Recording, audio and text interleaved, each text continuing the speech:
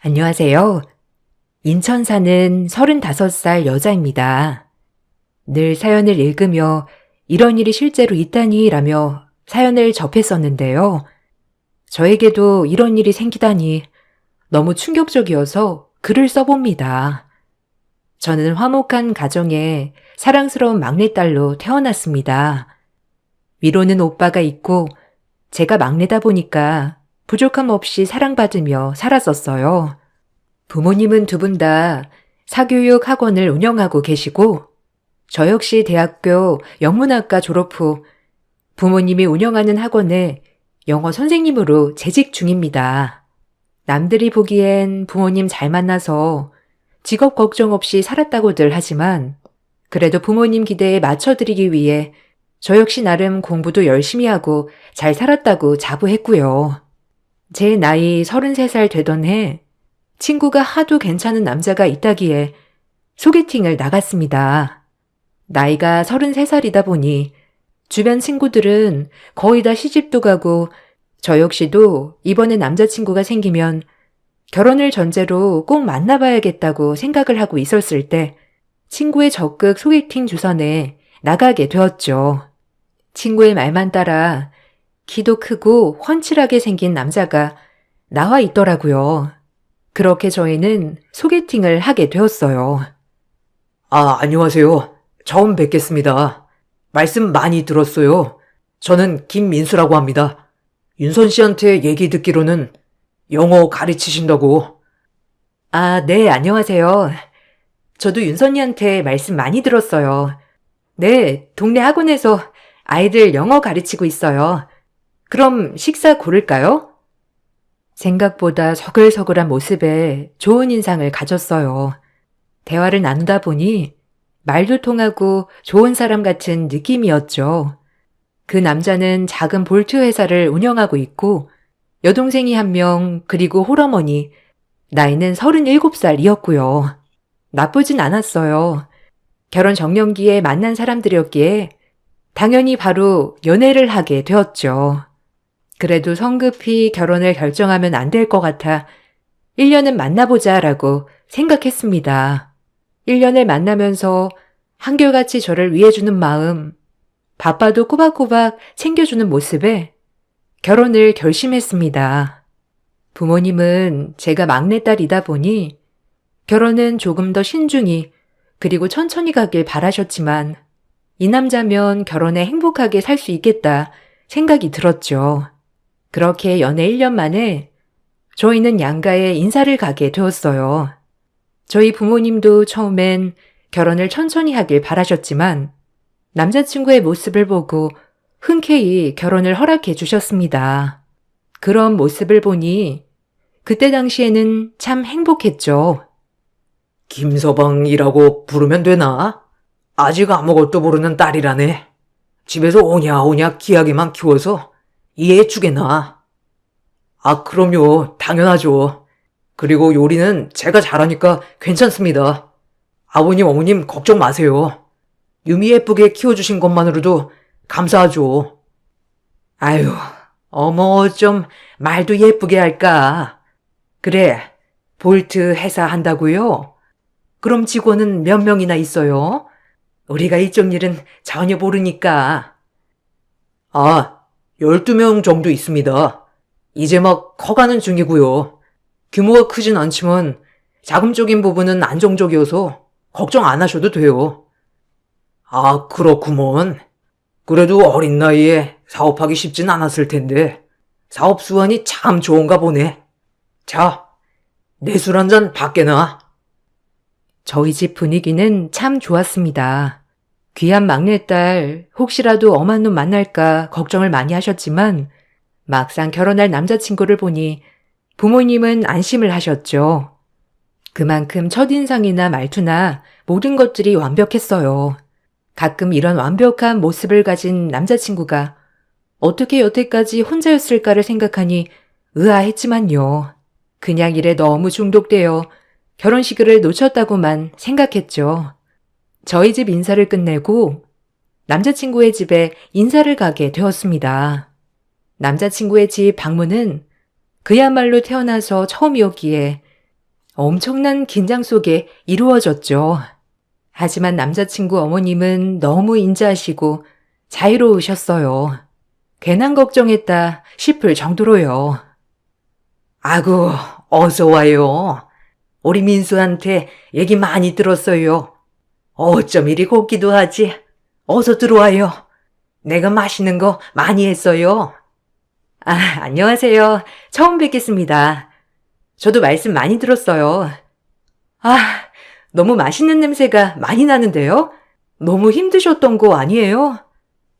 아유, 얼굴도 예쁜 아가씨가. 말도 참 예쁘게 하네. 얘 민이야. 새언니 될 사람이다. 어서 와서 인사하렴. 예비 시어머니의 부름에 방에서 나온 사람은 다름 아닌 남자친구의 여동생이었어요. 남자친구보다 한참은 어려 보이는 얼굴을 가지고 있었는데 애되어 보이는 모습을 보니 저도 모르게 밝은 웃음이 지어졌네요. 하지만 생긴 거랑은 다르게 약간 차가웠지만요. 안녕하세요. 민수 씨 동생이죠? 우리 앞으로 잘 지내봐요. 민수 씨한테 동생이 있다는 말은 들었는데 생각보다 더 어려 보이고 귀여워요. 아, 네, 안녕하세요. 오빠가 저 12살 어리다고 얘기 안 하나 보죠? 하긴, 오빠는 어디 가서 제 얘기 많이 안 하더라고요. 야, 김민희. 뭐 또 장난칠래? 조그만 게. 네 새언니 될 사람이야. 앞으로 깍듯하게 보셔, 알겠지? 그래야 너도 콩고물이라도 떨어진다. 콩고물 같은 소리 하네. 생전 나한테 그런 게 떨어나졌음 말을 안 하지. 하여튼 우리 집에 온 걸 환영해요. 뭐 나중에 혹시라도 원망은 말고요. 원망이요? 자기 민희 씨한테 잘못 많이 한 거 아니야? 우리 이제 가족이 될 거니까 잘 지내봐요. 남자친구의 말에 입술을 삐죽거리고 주방으로 획 들어가는 모습이 나이가 어려서 그러나 보다고 생각했어요. 남자친구와 어머니의 모습과는 다르게 약간 쌀쌀맞아 보이는 모습이 조금 신경 쓰였지만 별다르게 생각하진 않았고요. 그렇게 화기애애한 분위기 속에서 식사 자리는 이루어졌습니다. 시어머니는 제가 아주 마음에 드는 모습이었죠. 그래서 기분이 더 좋았고요. 영어 선생님이라고? 아이고, 이제는 문제 없겠다. 요새는 영어가 필수잖아, 안 그래?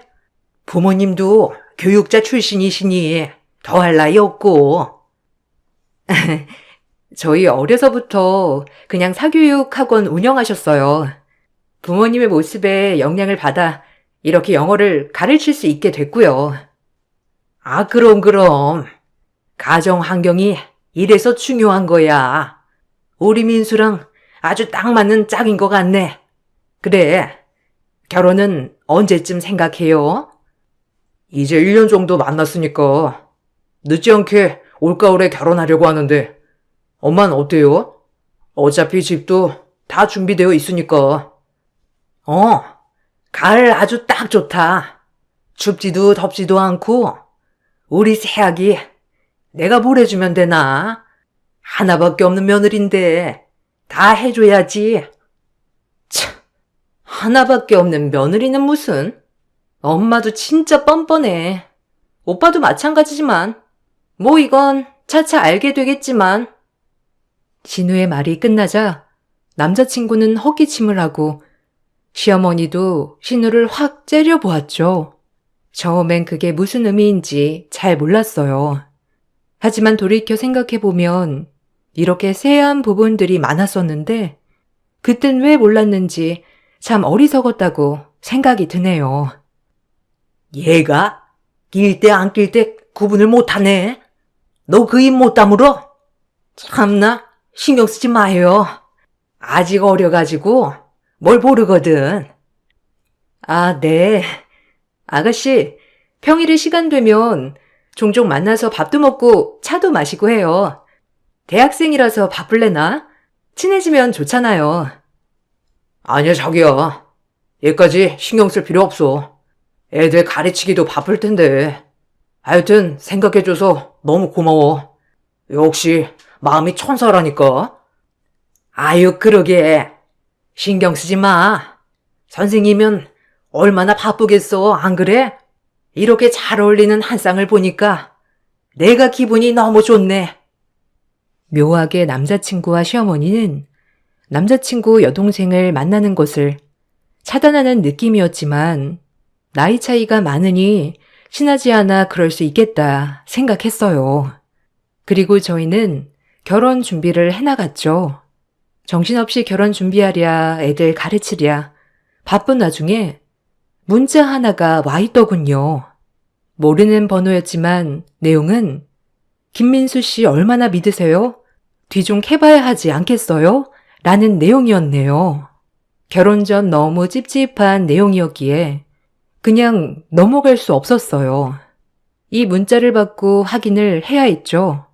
그래서 처음 남자친구를 소개해준 친구를 만났습니다. 어머, 얼굴 핀 것 좀 봐, 얘. 민수 씨가 잘해주는구나? 거봐, 너랑 딱 잘 어울릴 줄 알았다니까. 내가 다 뿌듯하다, 얘. 너 덕분에 잘 만나고 있지.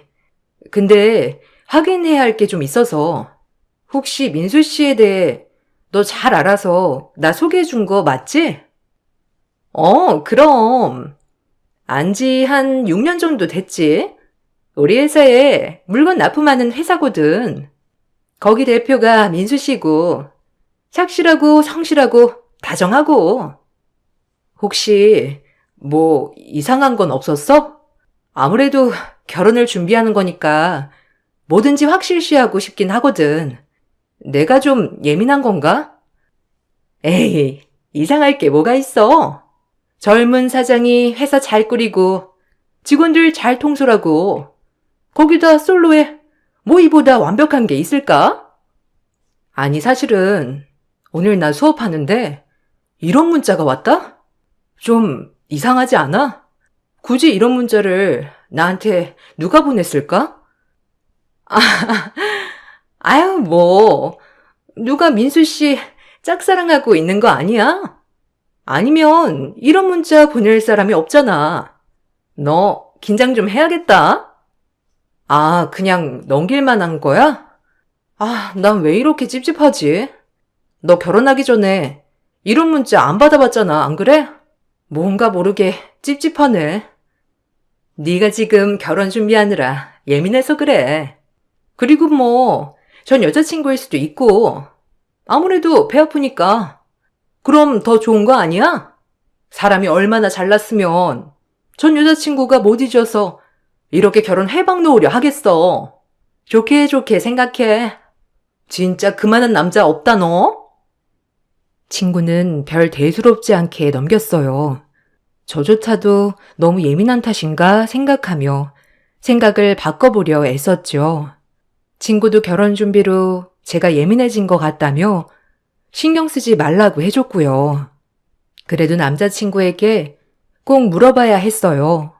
남자친구를 저녁에 만나 문자를 보여주며 물었어요.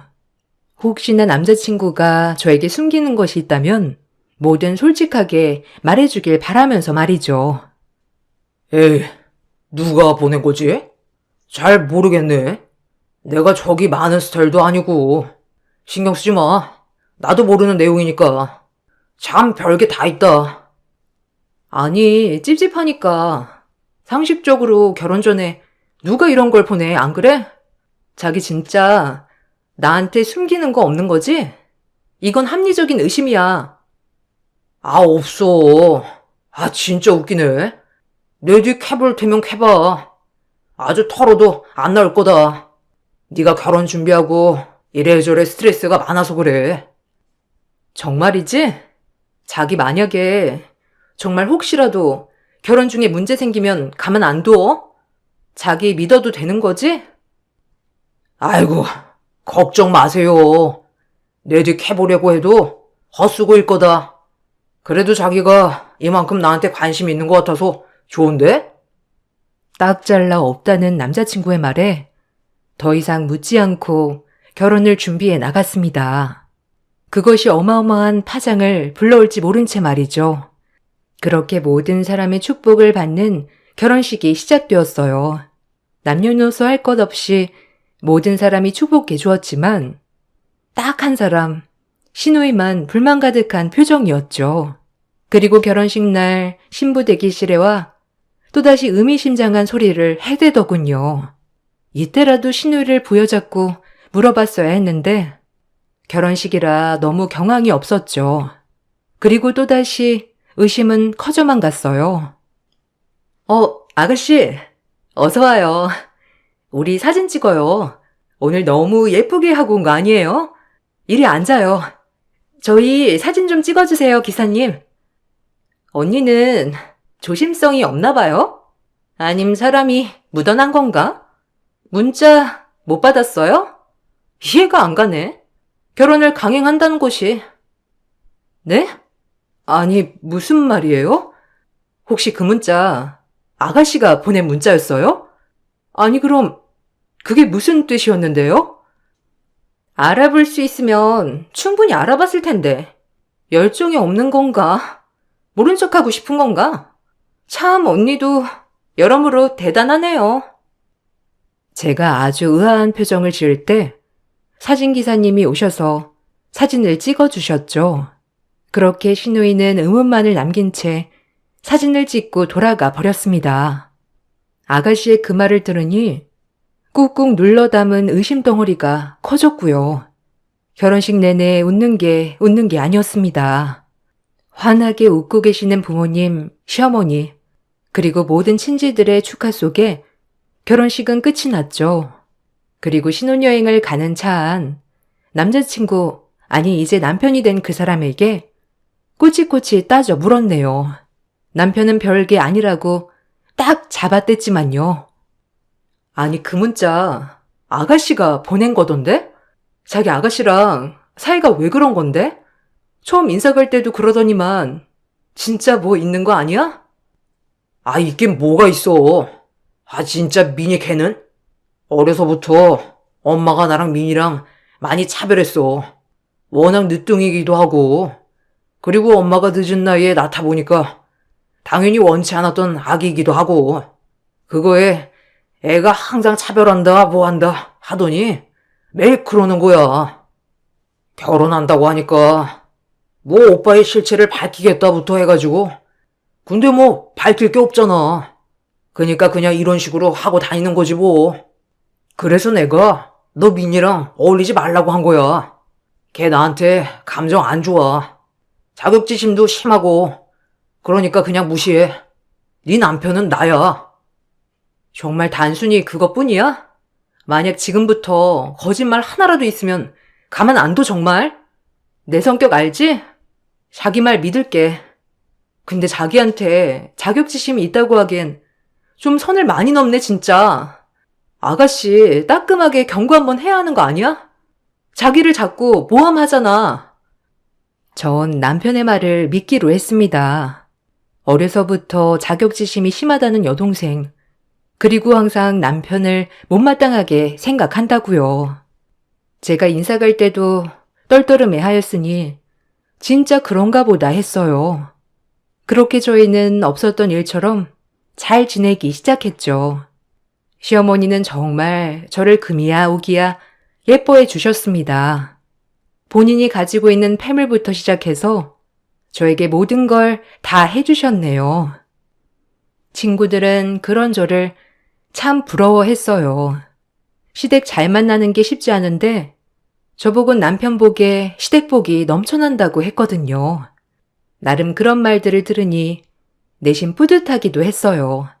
가뜩이나 친구들보다 늦게 간 시집 너무 잘 간 것 같아 뿌듯했죠. 아유, 진짜 부러워. 우리 중에 제일 늦게 시집 가더니 네가 남자는 제일 잘 물었다 얘. 돈 잘 벌어, 시댁 좋아. 진짜 부러운 기집애. 어머님이 진짜 잘해주시지 뭐. 아무래도 며느리가 하나여서 그런 것 같아. 너희들도 괜찮으면서 뭘 그래. 내가 좀 더 낫나? 에휴, 너만 하겠냐? 남편 다정한 것도 진짜 복이야. 우리 남편은 찬바람이 쌩쌩 분다 아주. 결혼하면 또 남자는 자연스레 효자야. 그리고 효도도 다 대신해 주길 바래. 주둥이만 효자지. 효도는 사실상 우리가 하고 말이야. 하여튼 넌 시집 잘 간 줄 알아. 친구들의 부러움, 저도 좋았어요. 친구들은 만나면 시댁욕, 남편 욕하기 바빴지만 전 정말 남편도 다정하고 시어머니도 딸처럼 대해주셨기에 불만이 하나도 없었거든요. 가끔 시댁에 가면 찬바람이 쌩쌩 부는 시누이가 조금 마음에 걸렸지만 정말 어려서부터 차별을 많이 받고 자라 오빠를 참 싫어하나 보다고 생각했네요. 그리고 시간이 조금 지나자 남편의 사업체는 더 커졌죠. 결혼 준비할 때만 해도 12명이었던 회사 직원이 지금은 30명이 다 육박했거든요. 그래서 남편은 더욱 바빠졌어요. 주말이면 출장에, 평일에도 회사 일 때문에 늦게 들어오고 외박하는 일이 잦았죠. 저도 워커홀릭이었기에 이해했어요. 그리고 사업하는 남편이야 오죽 바쁠까 하며 말이죠. 남편이 전혀 일 말고는 의심스러운 정황이 없었기에 더 그랬죠. 오늘도 김서방 늦어? 아유, 요즘 자주 늦는다. 주말에도 출장도 잦은 것 같고. 새 신부 너무 방치하는 거 아니니? 뭐 나도 요즘 강의 준비하느라 바쁜데. 그리고 사업체가 2배 정도 커졌으니까 바쁠만 해. 열심히 사는 거 같아 좋고. 그래도 단속 잘해야 해, 남자는. 알겠니? 하긴 김서방이 그럴 위인은 아니다. 아주 너한테 홀딱 빠져서. 시어머니도 엄청 잘해주셔. 내가 시집와서 이사한 사업체도 더 잘 되는 것 같다고. 나야 좋지 뭐. 내일 저녁엔 이 사람 몸보신이나 시켜줘야겠다. 가끔 엄마가 남편이 너무 늦거나 출장이 잦은 것 같다고 하였지만 별 대수롭지 않게 여겼어요. 진짜 바쁜 회사였기 때문이죠. 그리고 저희는 그렇게 결혼 생활을 이어나갔어요. 바쁜 남편과 살면서 얼굴 보는 일이 어려웠지만 남편은 회사 일 외에는 오로지 저에게 시간 투자를 하였기 때문에 불만은 전혀 없었어요. 하지만 저희의 사이가 틀어지게 된 계기가 있었죠. 한참 지나 시누이 번호로 문자 하나가 왔어요. 아이 2명과 남편이 있는 사진을 저한테 보낸 겁니다. 이게 무슨 뜻인지 알지 못했어요. 아가씨, 지금 보낸 문자 뭐예요? 민수 씨 사진이던데 혹시 저한테 잘못 보낸 거예요? 아니면 일부러 보낸 거예요? 진짜 언니가 안타까워서 보낸 거예요. 제가 모든 말은 다 할 수 없지만 그 사진 보고 짐작 가는 거 없어요? 아가씨, 매번 이렇게 빙빙 돌려 말하지 말고 본론을 말하죠. 나 지금 아가씨랑 장난칠 기분 아닌데. 그리고 오빠한테 불만이 있으면 오빠한테 말하면 될 일이지. 왜 매번 이렇게 사람한테 기분 나쁘게 문자 하나 보내고 의미심장한 말하고 왜 그런 거예요? 오빠랑 12살 차이 나니까 처음엔 어려서 그런가 보다 하고 이해했는데 장난이 좀 선을 넘는 거 아니에요? 할 말이 뭐예요? 전 신우의 또 문자질에 화가 머리끝까지 났죠. 매번 이런 식으로 알 수 없는 말, 문자, 행동들. 오늘로 내가 끝을 낼 거라고 생각했어요. 남편에게 갖고 있는 자격지심 또한 제가 다 들어보고 신우의 마음을 풀어주고 싶었거든요. 아가씨, 이건 전화로 할 말은 아닌 것 같으니까 우리 만나죠. 제가 집으로 갈까요? 아니면 밖에서 만날래요? 밖에서 만나요. 집에서는 제가 말 못할 것 같으니까. 내일 제가 언니 학원 근처로 갈게요. 오빠한테는 말하지 마시고요. 결국 저희는 밖에서 만나기로 했어요. 신우이는 웬일인지 스스로 저희 학원 근처에 온다고 하더군요. 이제서야 아가씨의 속마음을 들을 수 있을 것 같아서 마음이 후련했어요. 사진을 보고 아무리 생각해봐도 떠오르지 않았어요. 이게 무슨 사진인지 남편에게 당장 물어보고 싶었지만 다음날 아가씨를 만나기로 했기 때문에 남편에게는 비밀로 했죠. 그리고 다음날이 되었어요. 아가씨, 이제 말 좀 해봐요. 결혼 전부터 저한테 왜 그랬는지, 결혼식에서도 그렇고, 오빠 말로는 어려서부터 오빠를 별로 안 좋아했다던데? 오빠가 그래요? 오빠는 당연히 그렇게 말하겠죠. 전 오빠의 두 얼굴을 알거든요. 언니는 똑똑한 사람이라 다 알아들을 줄 알았는데 생각보다 말귀를 못 알아듣더라고요. 좀 답답하네요, 언니도. 이만큼 힌트를 줬으면 알아챌 만도 한데 너무 공부만 해서 그런가? 아가씨, 장난치지 마요, 진짜. 얼렁뚱땅 넘어갈 생각 마요. 전 오늘 아가씨가 오빠에 대해 알고 있는 거 다 들어야겠어요. 언니가 속은 거라고요. 오빠랑 찍은 그 아이들, 오빠 자식들이고 제 조카예요. 결혼 한 번 했던 게 요샌 흠이 아니라고 하지만 언니한테 비밀로 하고 결혼하는 건 아니잖아요. 이렇게 어린 나도 아는데 엄마나 오빠나 한통속이 돼가지고 어이가 없어서. 아가씨, 말 사실이에요? 아니, 이런 걸로 거짓말 하진 않겠지만 정말 맞는 거죠? 나한테 말해주는 의도가 뭐예요? 제 조카들이 불쌍해서요. 그리고 먼저 새언니도 마찬가지고 시집살이 엄청 하다 쫓겨났는데 저는 태어나서 지금까지 오빠랑 저랑 비교만 당하고 살았어요. 근데 새언니가 제 마음을 유일하게 헤아려준 사람이거든요. 그 집에서 억울하게 쫓겨나고 혼자서 애 키우는데 불쌍하잖아요. 그리고 언니는 죄 없지만 지금 애 없을 때 결단을 내리는 게 낫지 않겠어요? 이 말이 진짜 사실이죠? 하긴 굳이 저한테 거짓말할 필요도 없겠죠. 늦었지만 말해줘서 고마워요. 말하기 쉽지 않았을 텐데. 어차피 저도 곧 그 집이랑 손절할 거거든요. 하는 짓 보면 진짜 인간 같지도 않아서 안 그래요? 하여튼 언니가 잘 알아듣길 바래요. 너무 충격적이었습니다. 그렇게 완벽했던 남편에게 숨기는 과거가 있었다니요. 그것도 애 딸린 이혼남이라니. 그래놓고 총각인 척 나랑 결혼할 생각을 하다니 부들부들 떨렸죠. 이 사실을 어떻게 하면 좋을까 생각했어요. 결혼 전에 말해줬으면 좋았을 테지만 아가씨도 사정이 있어 그때 하지 못했던 말 지금이라도 해줬으니 그래도 고마웠네요. 그리고 전 아가씨의 말대로 남편의 뒤를 캐기 시작했습니다. 캐고 보니 엄청났어요. 지금의 회사도 전처의 장인어른 회사더군요. 결혼하고 홀랑 자기 걸로 만들었다가 완전 자기 회사가 되니까 지금의 아내와 아이들은 나 몰라라. 그리고 총각 행세를 했다니 기가 막혔네요. 그동안 출장 핑계로 집에 들어오지 않은 것들도 아이들을 만나느라 그랬던 거였고요. 전처는 아이들이라도 아빠를 만나면 좋겠다고 생각하여 나름 아빠 노릇만 한다면 더 이상의 분란은 만들지도 않았고요. 전 계획했어요. 이 사람을 철저히 아주 처참하게 밟아버리겠다고 말이에요. 일단 참았습니다. 증거 수집도 해야 하고 이 사람이 가장 행복할 때 와장창 깨고 싶었거든요. 자기야, 나왔어. 오늘도 일하느라 고생했지? 오늘 저녁은 내가 해줄게. 자기는 앉아서 쉬기만 해.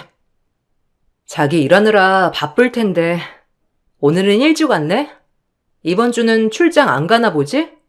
자기 퍽하면 출장 다니잖아. 가서 뭐 하는진 모르겠지만. 에이, 자기 화났구나. 내가 요즘 바빠서 일하느라 자기 신경을 통 못 썼더니 삐졌어. 미안해. 바쁜 일만 지나면 괜찮을 거야. 아, 맞다. 자긴 처자식 버리는 남자에 대해 어떻게 생각해? 윤선이 알지? 윤선이 아는 사람이 그런 사람이 있대서. 아주 몹쓸 놈이지. 그런 사람이 진짜 있긴 한 거야? 자기는 좋은 말만 들어. 그런 말 애써 듣지 말고. 아니, 어떻게 그러지? 그러게. 인간 쓰레기지, 그런 인간들은. 안 그래? 아주 다 싸잡아다 멸종을 시켜야 하는데. 그걸 듣는데 어찌나 기막히던지. 뻔뻔하게 아무것도 모르는 척하는 남편을 보니 토악질이 나올 것 같았죠. 그리고 일단은 모른 척했어요. 지금은 즐겨라. 네 전처가 당한 고통보다 더한 고통을 주겠다며 이를 갈았네요. 그리고 부모님께 당장 이 사실을 알렸죠. 부모님들은 가만두지 않겠다고 길길이 날뛰셨는데 저에겐 복수 계획이 있으므로 그 전까지만 참아달라고 했어요. 아빠는 본인이 아는 변호사에게 이미 의뢰를 해놓은 상태였고요. 그리고 저희는 결혼 후 첫 명절을 맞았습니다. 디데이였죠. 역시나 시어머니가 뻔뻔하게 저에게 우리 아가 하면서 맞아주셨어요. 구역질이 나오는 걸 참고 억지로 웃었어요. 시누이도 오늘 계획을 도와주기로 했기에 그 모습을 지켜보고 있었어요. 명절을 다 세고 모든 친척분들이 있는 자리에서 시어머니는 저에게 용돈을 주셨어요. 아유, 우리 새아가 이번 명절 처음인데 너무 고생했다. 자, 용돈. 이건 내가 고생했다고 주는 선물이야. 자, 여기. 어머, 이렇게 큰 돈을. 감사해요, 어머니. 한 것도 없는데 용돈을 다 주시고. 감사합니다. 잘 쓸게요. 돈은 300만 원이었어요. 용돈치고 참 간 금액이었죠. 전 같았으면 정말 감사히 받았겠지만 지금은 저에게 얼마나 죄책감이 들면 이런 식으로 할까라는 생각뿐이었네요. 제가 그 돈 300만 원 받자 시누이가 말을 하기 시작했어요. 언니, 저도 언니 선물 하나 준비했는데 언니 차 트렁크에 재밌는 거 있거든요. 한번 열어봐요. 알겠죠? 네, 아가씨, 고마워요. 어떤 선물일지 기대가 되네요. 우리 다 같이 가서 볼까요? 아가씨가 저한테 처음 주는 선물인데. 아, 그러게. 민이가 새언니한테 선물 주도 하고. 야, 철 들었다, 너. 이제 좀 정신 좀 차렸나 본데. 같이 가서 보자. 그렇게 가족들과 친척들을 끌고 제 차 트렁크로 갔습니다. 그리고 냅다 트렁크를 열어버렸죠. 트렁크에는 남편의 전부인과 찍은 결혼사진, 그리고 아이들 사진, 그동안 그 전부인과 있던 모든 것들이 트렁크에 나열되어 있었네요. 남편은 그걸 보자마자 헐레벌떡 차문을 닫기 바빴고 시어머니도 사색이 되어 신우에게 소리를 질렀어요. 그리고 전 화가 머리끝까지 나 남편의 뺨따기를 갈겼죠. 그리고도 모자라 한 4대 정도 때렸을까요? 결혼 무효 소송을 걸 거라고 했습니다. 결혼 무효 소송 걸 거야. 이미 아빠가 다 알아보고 계셔. 너 내가 모를 줄 알았지? 뻔뻔하기로써니. 그 회사도 전부인의 회사라며? 어머님이랑 너랑 어떻게 사람이 뻔뻔하면 그 회사 꼴딱 삼키고 전부인을 갖다 버릴 수 있니? 나도 필요 없어지면 버리려고 했니? 그래도 애비라고. 자식들은 뒤에서 만나고 싶었나 보지? 그리고 위자료 준비해. 눈물도 안 난다. 지금까지 곱게 자라서 인생 공부할 일 없었는데 너 때문에 인생 공부 잘했다 아주. 네 짐은 이미 다 싸놨고 밖에 내다 놨으니 몸만 나가. 알겠어? 무슨 소리야? 아니, 이거 다 모함이야. 나 믿어야지. 자기 내 말 믿잖아. 안 그래? 진짜 오해라니까. 민이가 자격지심이 심해서. 미친 소리 그만해. 조카들이 불쌍하지도 않아? 맨날 제 아빠만 기다리는데 그렇게 살고 싶니? 처자식은 나 몰라라. 닥쳐. 네가 뭘 알아. 자기야, 제발 내 말 좀 믿어줘. 어? 나 자기밖에 없는 거 알잖아. 지금 이 조작된 사진을 믿는 거야? 너나 닥쳐. 어디 뻔뻔하게 주둥이를 놀려? 네 그 두 얼굴을 진작 알아챘어야 했는데 지금이라도 알아챈 게 어디겠냐만. 그리고 시어머니한테도 일침을 날렸습니다. 전 며느리 다 뺏겨먹고 필요 없어지자 홀랑 내다버리고 영어 강사라고 하니 어느 정도 배운 것 같으니까 저를 애지중지하는 전 시어머니에게 말했죠. 맘 같아선 뺨도 날리고 싶었지만 어른이라 참았네요. 그리고 아줌마, 정신 차려. 이 집도 그 회사 때문에 유지하고 사는 것 같은데 똥물이 흙탕물까지는 안 되지, 안 그래? 아줌마 아들이 누구 닮았나 보니까 딱 아줌마 닮았어. 뭘 보고 자랐겠냐? 아들이 정신 나간 길을 간다고 하면 어미 된 도리로 말려야 할 사람이 짝짝꿍해서 사기 결혼에 동참해? 아줌마 손주들이 불쌍하다, 알아? 한심한 인간들. 다 가만 안 둘 거야. 아가야, 오해다. 이게 다 오해야. 그리고 그 집이랑은 애초에 끝났어, 깨끗하게. 이혼남이긴 해도 그냥 싱글이나 마찬가지야. 말이 되는 소리를 해요, 아줌마. 그리고 오늘 준 300만 원은 잘 쓸게요. 3천만 원을 받아도 모자라지만 이 여우 같은 아줌마야. 이 말을 끝으로 전 차를 타고 집으로 향했어요. 이미 시댁에 오기 전 남편 짐을 밖으로 다 뺐기 때문에 철저히 제 집이었죠. 남편은 울고불고 전화 오고 시어머니도 전화 오고 난리가 났지만 단 한 통도 받지 않았어요. 그나마 아가씨가 좀 걱정되어 연락을 해보았지만 아가씨도 그 집을 나왔다고 하더라고요. 자기도 너무 소름 끼쳐서 같이 살고 싶지 않다나. 그리고 전 혼인 무효 소송을 진행했고요. 결과는 남편이 저에게 사기를 친 것은 분명하기에 100% 무효가 되었죠. 그리고 거기에 정신적 피해 보상까지. 남편은 미안하다고 저밖에 없다고 전화하고 저희 부모님 댁에도 찾아와 무릎을 꿇었지만 저희 아버지에게 그날 먼지나게 맞았네요.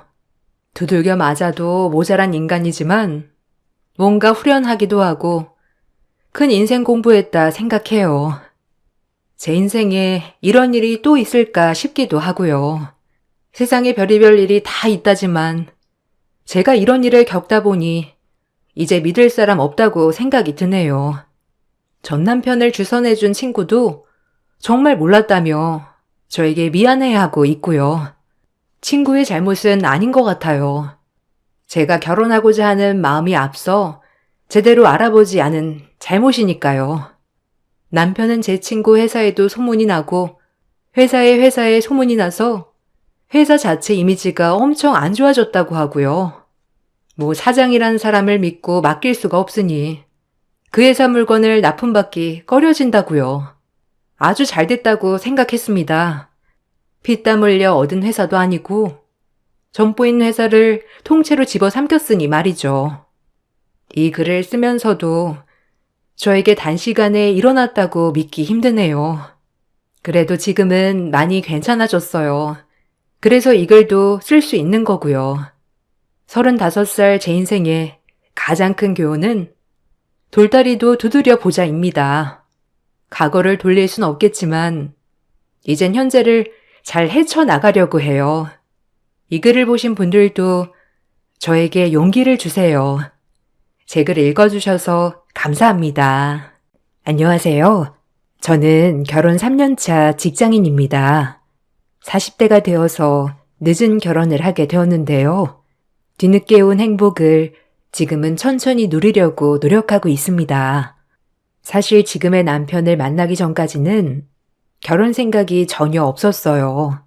부모님도 저와 마찬가지로 늦은 결혼을 하셨고 늦은 나이에 저를 낳으셨습니다.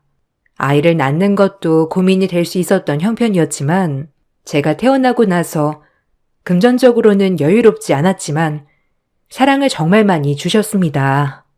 저는 가족들과 옥탑방에서 성인이 될 때까지 살았습니다. 부모님은 근근히 일용직으로 생활을 하셨고 저는 그나마 공부를 잘해서 열심히 공부를 해 좋은 대학에 진학할 수 있었죠. 대학에 들어가서도 쉴 틈 없이 아르바이트를 하고 또 공부를 하면서 장학금을 타야만 했습니다. 그렇지 않으면 대학 등록금을 낼 수 없었기 때문이었어요. 그렇게 치열하게 학교를 다니고 난 후에 저는 바로 취업을 준비했고 대기업에 취업을 하게 되었습니다. 취업 후에도 생계 때문에 쉴 틈 없이 일을 했고 어느 순간 번아웃이 왔는지 심한 우울증을 겪게 되었습니다. 늘 저를 따라다니던 우울증은 30대가 되어서 부모님이 돌아가시고 난 후에 더욱 심해졌죠. 회사도 그만두고 사람들도 만나지 않고 오로지 집에서 가만히 숨만 쉬고 있었던 시기가 있었어요. 그때 어릴 적부터 친하던 친구가 더 이상은 안 되겠다며 억지로 끌고 갔던 곳이 바로 다도 동호회였습니다. 그곳에서 저는 지금의 남편을 만나게 되었어요. 안녕하세요. 저번에 친구분이랑 오셨죠? 그때 본 것 같은데 오늘은 친구분이 안 오셨나 봐요. 아, 네. 그때 그냥 친구는 저 끌고 온 거라서 앞으로는 안 올 거예요. 아, 그렇구나. 잘 됐네요. 혹시 점심 같이 하실 분 없으시면 저랑 점심 드실래요? 아니요. 전 그냥 집에 가고 싶어서요. 이거 끝나고 집에 가려고요. 아, 제가 다른 생각이 있어서 그런 건 아니고요. 저도 혼자라서 같이 밥 먹을 사람이 없어서요. 배도 너무 고프고 그냥 혼자 먹기는 싫은데 오늘만 같이 드셔주시면 안 되나요? 네? 아, 혼자 드세요. 저는 불편해서. 아, 계속 말 안 시키겠습니다. 밥도 제가 살게요. 같이 가시죠. 그곳에서 처음 만났던 남편은 저에게 다짜고짜 밥을 같이 먹자며 얘기를 했어요. 그때 당시에는 뭔 수작을 부리려고 하나 싶었는데 남편이 하는 얘기를 듣고 저와 참 비슷하다는 생각을 많이 했어요. 아, 주연 씨라고 했죠? 저도 현자가 들어가는데 한자로 무슨 현이에요? 저는 어질현이에요. 엄마가 어진 마음을 가지라고 어질현으로 한자를 넣었다고 하는데 사실 저는 어질지가 않아서 여기 다도 동호회 오게 되었어요. 어질기는커녕 마음이 정말 어지러워서요. 네? 아, 무슨 말을 하시는 건지. 아, 제가 너무 마구잡이로 말했죠? 주연 씨는 다도 동호회 어떻게 들어오게 되셨어요? 아, 친구가 여기 추천해줬어요. 마음 다스리는 데에는 다도만큼 좋은 게 없다고 해서. 아, 그렇군요. 저도 여기 마음 다스리기 위해서 왔어요. 제가 사실 꽤 오래 우울증을 갖고 있었거든요. 사람 만나는 것도 어렵고 힘들고 그래서 거의 방 안에만 있다가 부모님이 너무 걱정을 많이 하셔가지고 한번 바꿔보자 하고 온 거예요. 근데 여기서 이렇게 주연 씨도 만나고 잘한 것 같네요. 아, 저도요. 저도 우울증이 있어서 친구가 추천해줬어요. 오, 우리 약간 비슷한 성향인가 봐요. 잘 통할 것 같은데요? 그 뒤로도 남편과 여러 번 같이 밥을 먹으면서 대화를 나눠보니 우리 둘은 서로 정말 잘 맞았어요. 성향도 비슷하지만 가지고 있는 가치관, 생각도 비슷하다 보니 이야기가 잘 통했죠.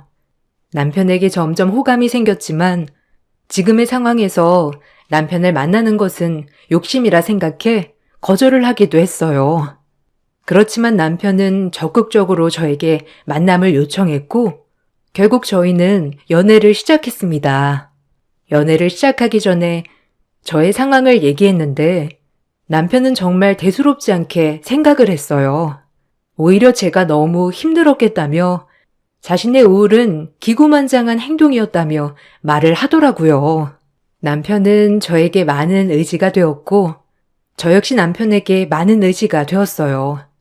저희는 서로 의지를 하면서 연애를 이어나갔습니다. 연애를 시작하고 나서 저는 많이 바뀌었어요.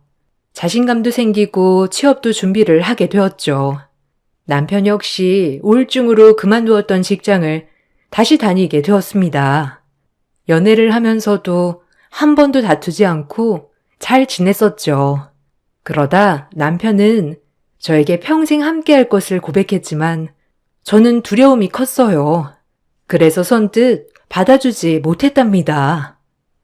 주연아, 나 너 없이는 못 살아. 아무것도 바라지 않을 테니 그냥 옆에만 있어줘. 오빠, 나는 결혼 생각이 없어. 오빠는 내 배경 다 알고 있잖아. 오빠랑 나랑은 서로 다른 사람이야. 그걸 내가 잊고 있었어. 우리 집에서 반대할까봐 그래? 그럴 일도 없지만 그렇다고 해도 나는 너를 선택할 거야. 천륜을 어떻게 그럴 수 있겠어. 오빠, 우리 더 이상 서로 상처 주기 전에 끝내는 게 맞는 것 같아. 저는 남편과의 만남을 지속하는 것이 욕심이라 생각을 했고 헤어짐을 고했었어요. 저의 냉정함에 남편은 식음을 전폐하게 되었고 결국 일을 보다 못한 시어머니가 저에게 연락을 해 오셨습니다. 안녕하세요. 저는 종현이 엄마입니다. 종현이랑 만나는 분 맞으시죠? 종현이가 요즘 너무 힘들어하네요. 아, 그런가요? 죄송하지만 제가 더 이상 자신이 없어서 헤어짐을 먼저 고했어요. 아니에요. 죄송할 거 없어요. 혹시 결혼을 반대할까봐 그런 거라면 전혀 그런 걱정 하지 않아도 돼요. 아, 혹시 종현 씨한테 아직 못 들으셔서 그러시겠지만 저는 부모님이 안 계시고 경제적으로도 넉넉하지 않은 상황입니다. 다 알고 있어요. 종현이가 꼭 결혼을 해야겠다며 우리에게 모든 것을 다 얘기해줬어요. 우리는 다 상관이 없습니다. 다만 우리 종현이랑 헤어지지만 말아줘요. 종현이 그동안 너무 힘들고 외로웠어요. 우리가 아무리 노력을 해도 종현이의 마음을 치료해 줄 수 없었는데 주현 씨 만나면서 바뀌었어요. 이것만으로도 우리는 결혼을 허락할 수 있어요. 다시 생각해주면 안 되겠나요? 시어머님은 저에게 다시 한번 남편을 만날 것을 간곡하게 요청을 했습니다. 처음에는 저도 고민을 정말 많이 했지만 사실 상황 때문에 헤어지려고 했던 것이라 식음을 전폐하고 있다는 남편을 무시할 수는 없었죠. 다시 만난 남편은 그새 살이 10kg나 빠졌고 저는 그 모습을 보면서 내가 정말 잘못 생각했구나 알게 되었어요. 사실 제가 헤어짐을 고하게 된 이유는 있었습니다. 바로 남편의 배경 때문이었죠.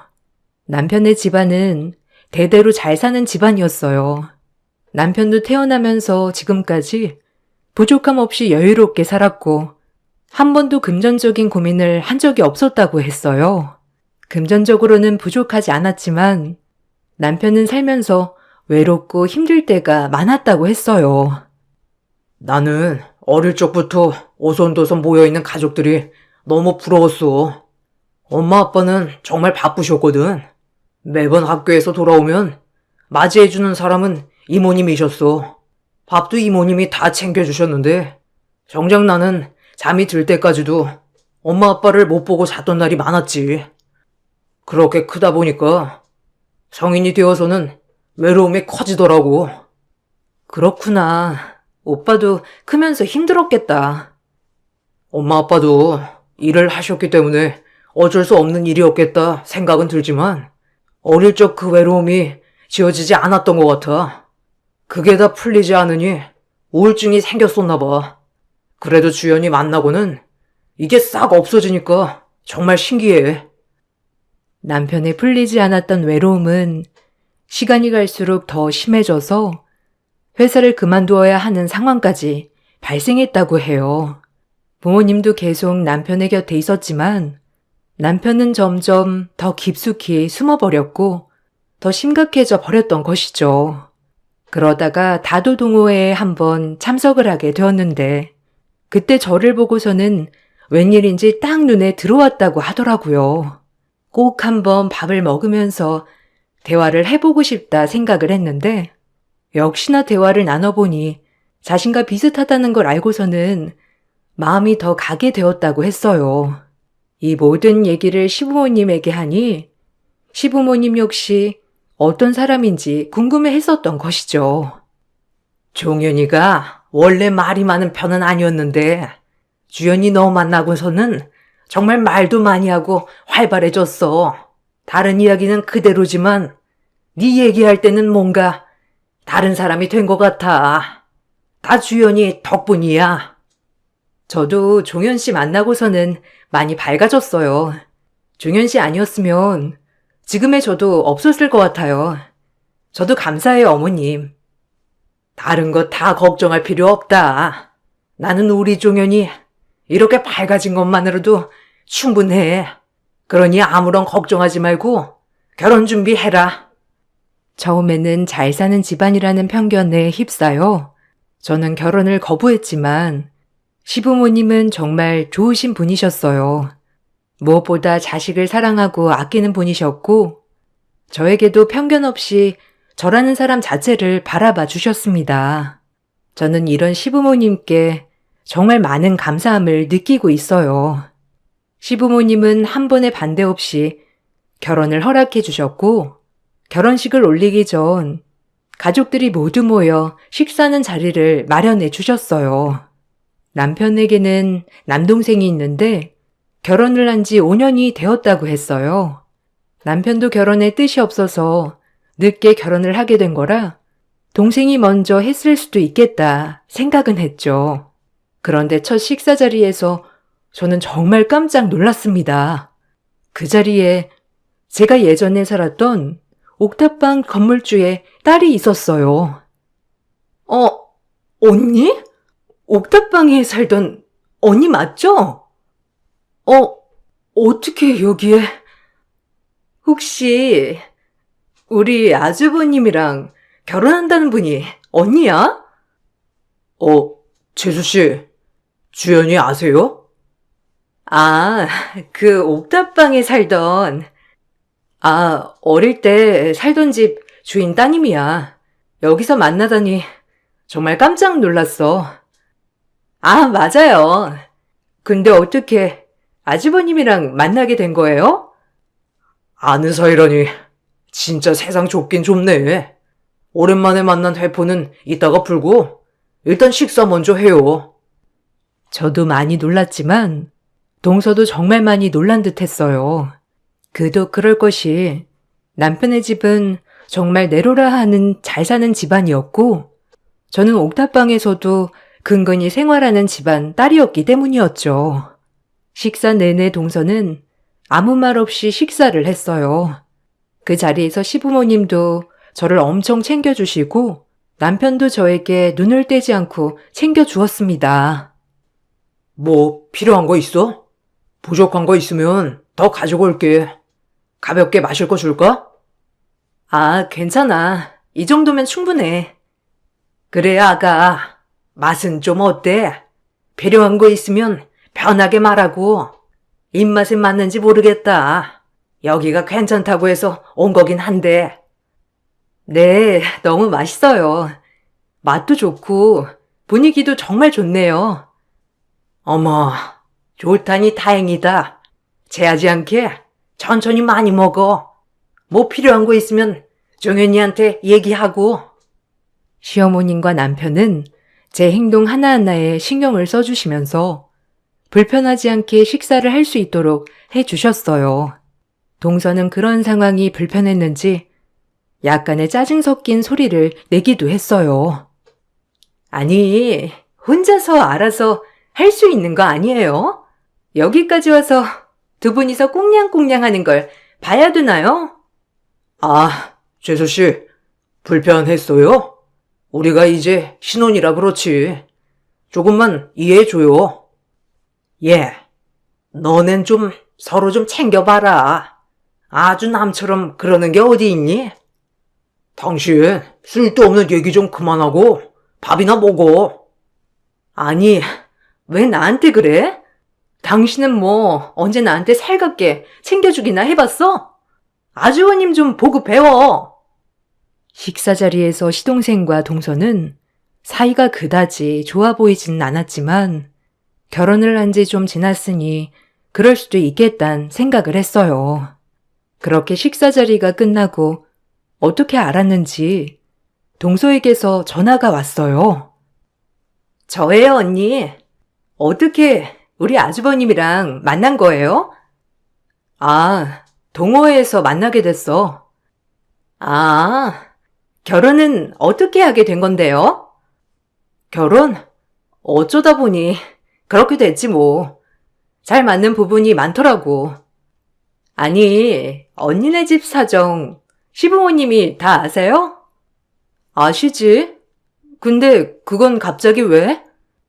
아니, 언니네 집 말고서도 시부모님이 허락을 해 주셨다고요? 다 얘기를 안 한 건 아니고요? 아니, 갑자기 전화해서 뭘 얘기하고 싶은 거야? 그렇잖아요. 언니네 집 엄청 힘든 거 아니었어요? 거기다가 지금 부모님도 다 돌아가신 거 아닌가? 그렇다고 해서 결혼식에 참석할 친척들이 있는 것도 아닐 테고 예단이나 이런 건 어떻게 하는데? 설마 아주버님이 그런 것까지 다 해주신다고 한 거예요? 아니야, 그런 거. 내 사정 다 아시고 어떻게 자랐는지도 다 아셔. 그리고 그거 다 아시는데 허락해 주신 거고. 어머, 어떻게 그럴 수가 있지?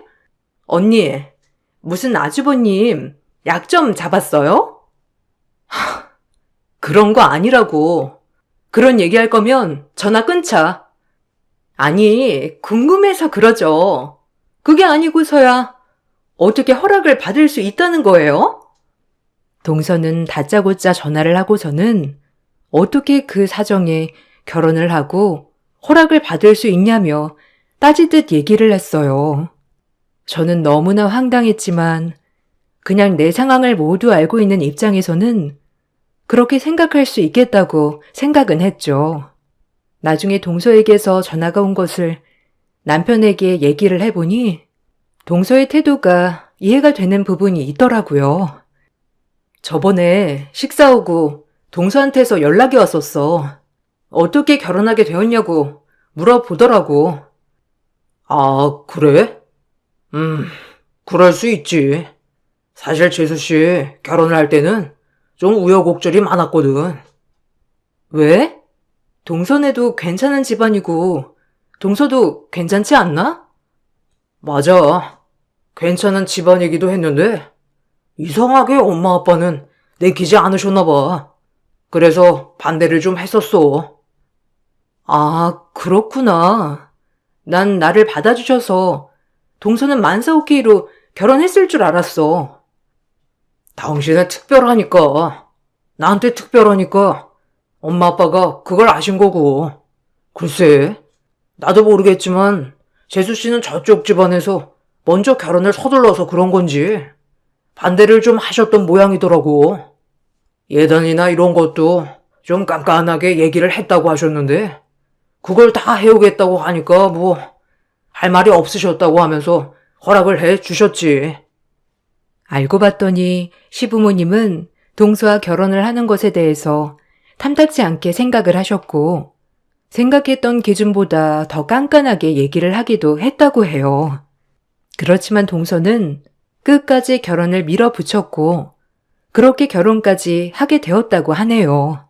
막상 결혼을 하고 나서는 시부모님도 동서를 받아주었지만 그때의 상처가 남아있는지 제가 시부모님에게 관심을 받는 것을 보면서 신경이 쓰일 수도 있었겠다 싶었어요. 그때까지만 해도 저는 동서가 마음에 상처가 있으니 그럴 수 있겠다고 생각을 했었죠. 저는 동서와도 가까이 지내기 위해서 식사 자리를 마련하기도 했지만 그때마다 동서는 저에게 남편의 약점을 잡아 결혼하는 것처럼 말을 했어요. 아주버님, 사실대로 얘기해 보세요. 주연 언니가 무슨 약점을 잡았길래 결혼 결심하신 거예요? 에이, 재수씨, 약점이라뇨. 제가 주연이 엄청 쫓아다녀서 결혼하는 거예요. 그거 모르셨어요? 저 그때 밥도 안 먹고 누워 있었을 때 그거다 주연이가 헤어지자고 해서 그런 건데. 아, 그런 얘기하면 어떡해. 동서, 내가 약점 잡은 건 없어. 아니, 그렇지 않고서 이럴 수 있어요? 분명 뭔가 잡힌 것 같은데? 주연 언니가 예전부터 보기보다 독해가지고 그런 거 잘 잡거든요. 재수씨, 그런 거 아니라니까. 거기다가 주연 언니가 아니고 형님이라고 해야 하는 거 아닌가? 네? 아, 아주버님, 저는 그냥 아는 사이라서.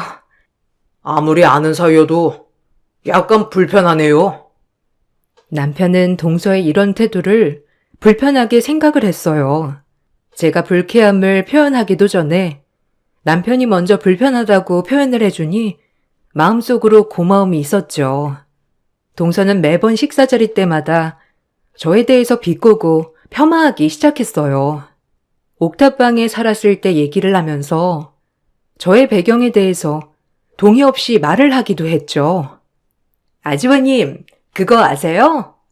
형님, 저희 집 옥탑방에 살 때요. 그때 비가 엄청 내리고 있는 날이었는데 그때 우산 살 돈도 없어가지고 나한테 우산 하나만 빌려달라고도 하고 지금 생각하면 정말 추억이야. 그렇죠, 형님? 아, 그러네. 그때 그런 일도 있었네. 그건 말고도 많죠.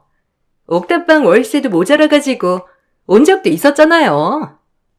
재수씨, 이제 그만 얘기해도 되겠어요. 딴 얘기도 많은데 굳이 왜? 왜요? 이거 다 추억이고 옛날 일인데요? 저랑 형님이 같이 가지고 있던 추억인데 얘기할 수 있죠 뭐. 동서는 마치 눈치가 없는 것처럼 저의 어릴 적 얘기부터 시작해서 모든 저의 과거들을 쏟아내기 시작했답니다. 저는 민망했지만 어떤 말을 해야 할지 고민이 되었어요. 고민을 하던 저 대신에 화를 내준 건 남편이었답니다. 동서에게 다시는 그런 얘기 하지 말라며 말을 하고는 제 손을 이끌고 나와 미안하다고 말을 했죠. 주연아, 미안해. 혹시 마음에 상처를 입었을까봐 걱정되네. 오빠, 괜찮아. 그냥 그럴 수 있지 뭐. 상처 안 입었으니까 괜찮아. 그래도 재수씨가 정말 심하네. 그치? 눈치가 없는 건가? 일부러 저러는 거 아니야? 그러게. 다음에 언제 한번 내가 얘기를 해봐야 할 것 같아. 기분이 나쁘기도 했지만 솔직히 없던 일을 말하는 것도 아니라 어떻게 대처를 해야 할지 고민이 되었어요. 단순히 자신이 결혼할 때 하는 다른 시부모님의 태도에 조금은 의가 상했을 수도 있겠다 생각이 들어서 그냥 넘어가기도 했었죠. 그렇지만 그 이후에도 동서는 종종 저를 무시하는 행동을 보여왔습니다. 특히나 남편이 없는 자리에서는 더더군다나 심한 행동을 하기도 했어요. 우연히 카페에 들어가서 동서와 동서의 지인들을 만났을 때에도 저는 기분 나쁜 행동을 봐야 했습니다. 어머, 형님, 어떻게 이 동네까지 오셨어요? 동서, 여기 있었어? 나 이 근처에서 근무하잖아. 아, 그러시구나. 어디 근무하세요? 하긴, 형님 어릴 적부터 공부는 정말 잘하셨잖아요. 인사해. 여기 우리 형님이셔.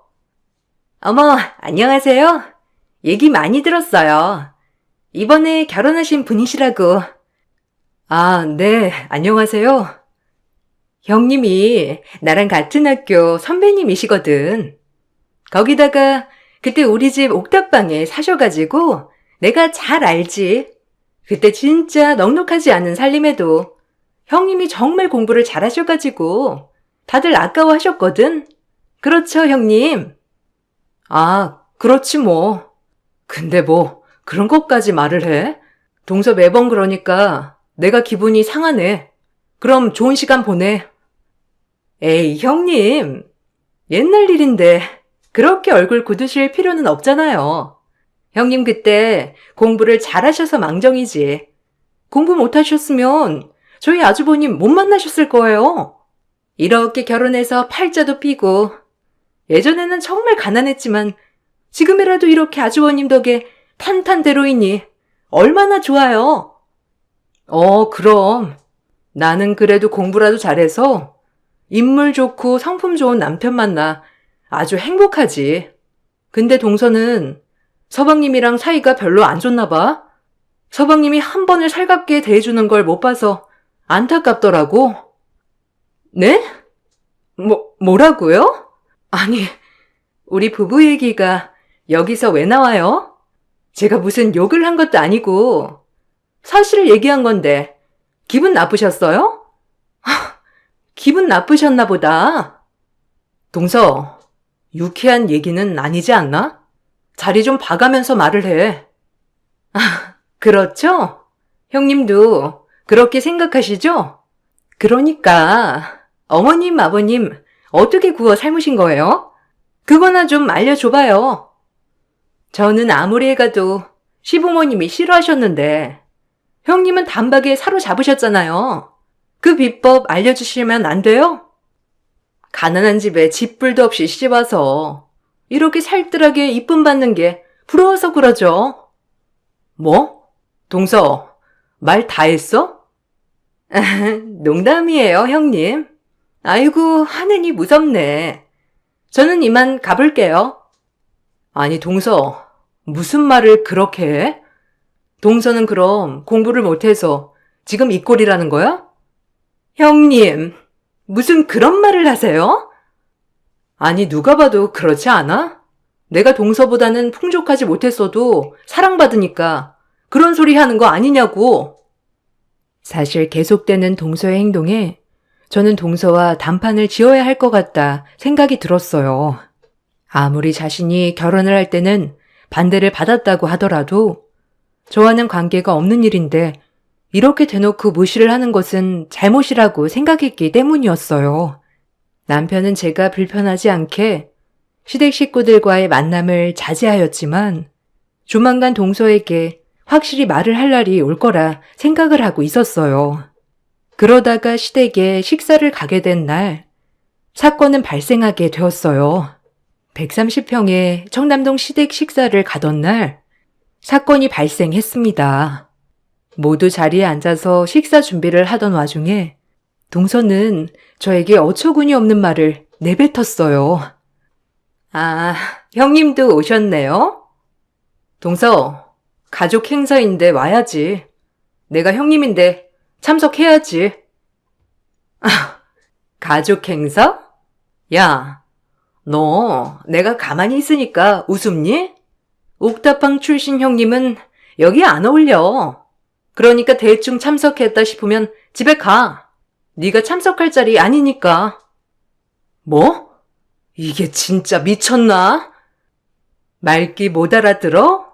여기는 옥탑방 출신이 끼어들 곳 아니라고. 옥탑방 출신? 내가 옥탑방 출신이란 거 알려지면 다른 사람들이 나를 좋아하지 않을 거라 생각한 거야? 진짜 어리네. 뭐요? 아니, 그럼 출신이 그따구인데 제가 형님 대접할 필요가 있나요? 글쎄, 출신으로 형님 대접한다는 말은 나도 못 들었지만 그래도 내가 자기보다 빠지는 건 없다고 생각하는데? 동서는 저에게 옥탑방 출신 형님은 끼어들 곳이 아니라며 속삭였어요. 문제는 남편이 이 모든 것을 지켜보고 듣고 있었다는 것이었어요. 남편은 누구보다 화가 난 얼굴로 소리를 지르고 제 손을 잡고 집 밖으로 나왔습니다. 남편은 나오고 난 후에 저에게 많은 사과를 했어요. 당신 미안해. 내가 저 꼴을 안 보여주겠다고 약속했는데. 오빠, 괜찮아. 별로 신경 쓰지 않았어. 아니야. 내가 정말 너무 화가 난다. 내가 다 처리할 테니까 당신은 너무 신경 쓰지 마. 남편은 그날 이후 복수를 시작했습니다. 사실 남편이 한 복수는 저도 예상하지 못한 일이었어요. 바로 남편 명의로 된 건물에 거주하고 있는 동서 식구들을 모두 내쫓는 것이었어요. 어느 날 갑자기 제 전화가 계속해서 울려 받아보니 동서더라고요. 형님, 제발 아주버님 좀 말려주세요. 나한테 저번에 그 꼴을 보이더니 전화를 해? 그리고 남편이 왜? 아휴, 저희 가족들 다 내쫓으려고 해요. 제발 말려주세요. 제가 잘못했어요. 갑자기 이게 무슨 소리야? 내쫓으려고 하다니. 제발요. 제가 정말 잘못했습니다. 그냥 질투가 나서 그랬어요. 동서는 전화를 받자마자 계속해서 용서를 구하였습니다. 저는 영문을 모르고 있었는데 사실 동서가 결혼을 하면서 무리해서 자금들을 끌어다 썼다고 하더라고요. 엎친 데 덮친 격으로 동서 친정사업 상황이 나빠지게 되면서 빚을 지게 되었고 하나 있던 집을 담보로 받았던 채무를 갚지 못하게 되자 집에서 내쫓기게 되었다고 했어요. 동서는 시부모님에게 이야기를 하면 이 집에서도 내쫓길 수 있다고 생각을 했는지 남편에게 도움을 요청했던 거죠. 남편은 자신의 명의의 부동산이 있었는데 그곳이 마침 비어 있어 동서 가족들이 모두 그곳으로 입주를 하게 되었던 것이었어요. 형님, 제가 다 잘못했어요. 무시하려고 한 것은 아니에요. 제가 너무 질투가 나서 그랬나 봐요.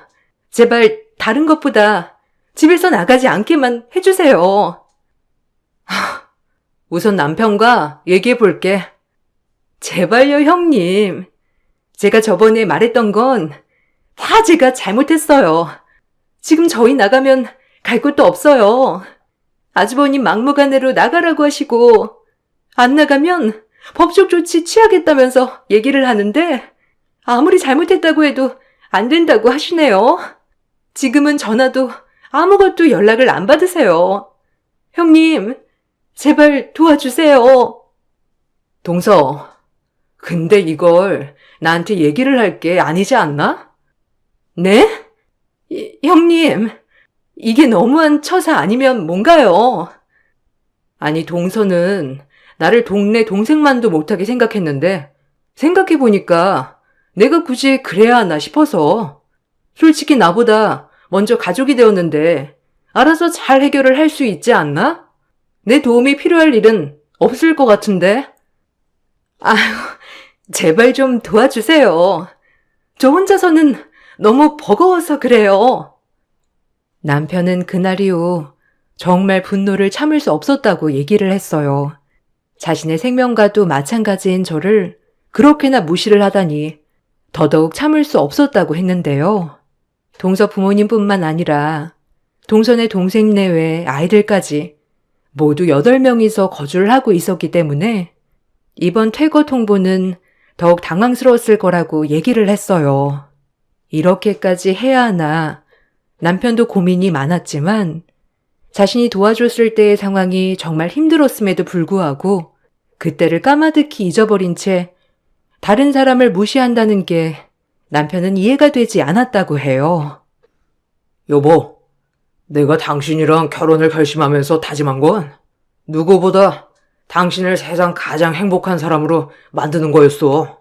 누군가가 당신에게 나쁜 짓을 한다면 나는 그 뒤를 죽을 각오로 따라가서 복수를 해야 된다고 생각을 했지. 당신의 과거는 당신이 우울했던 이유이기도 해서 그 과거를 다시 꺼내지 않았으면 좋겠다고 생각을 했어.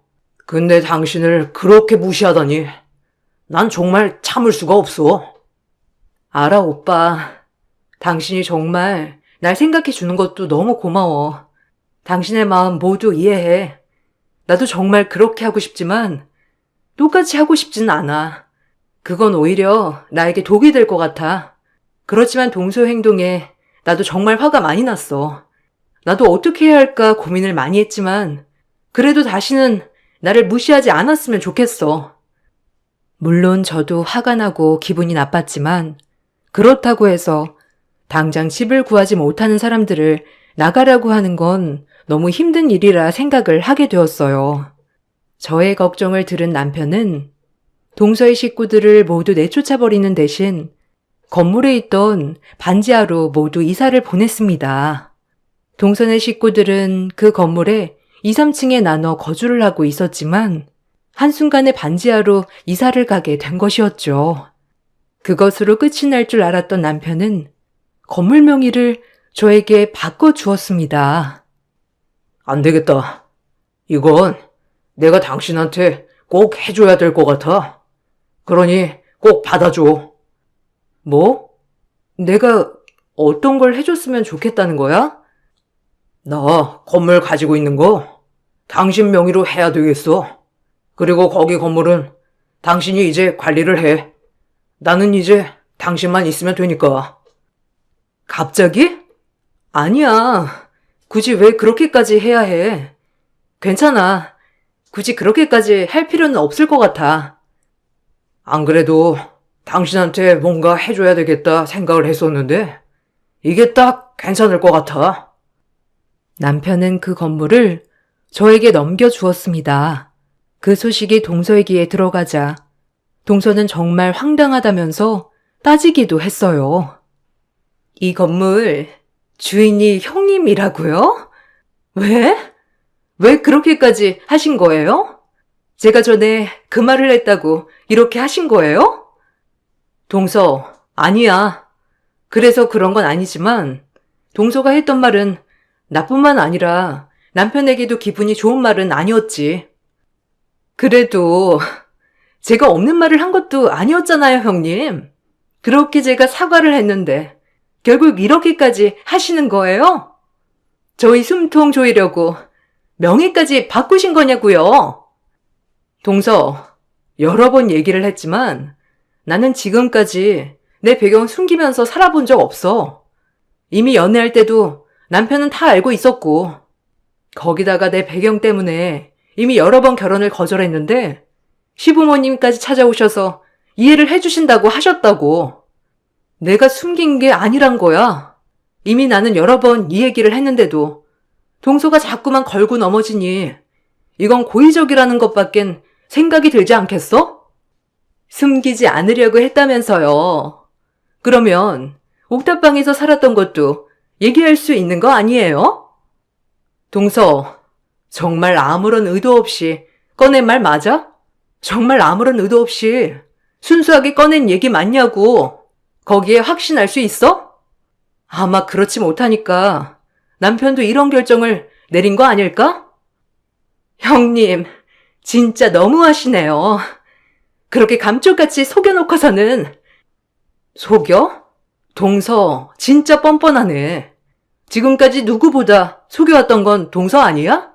내가 그동안 얼마나 많은 기회를 주었는데 그거 다 무시하고 자기 뜻대로 한 거 그거 동서 아니냐고.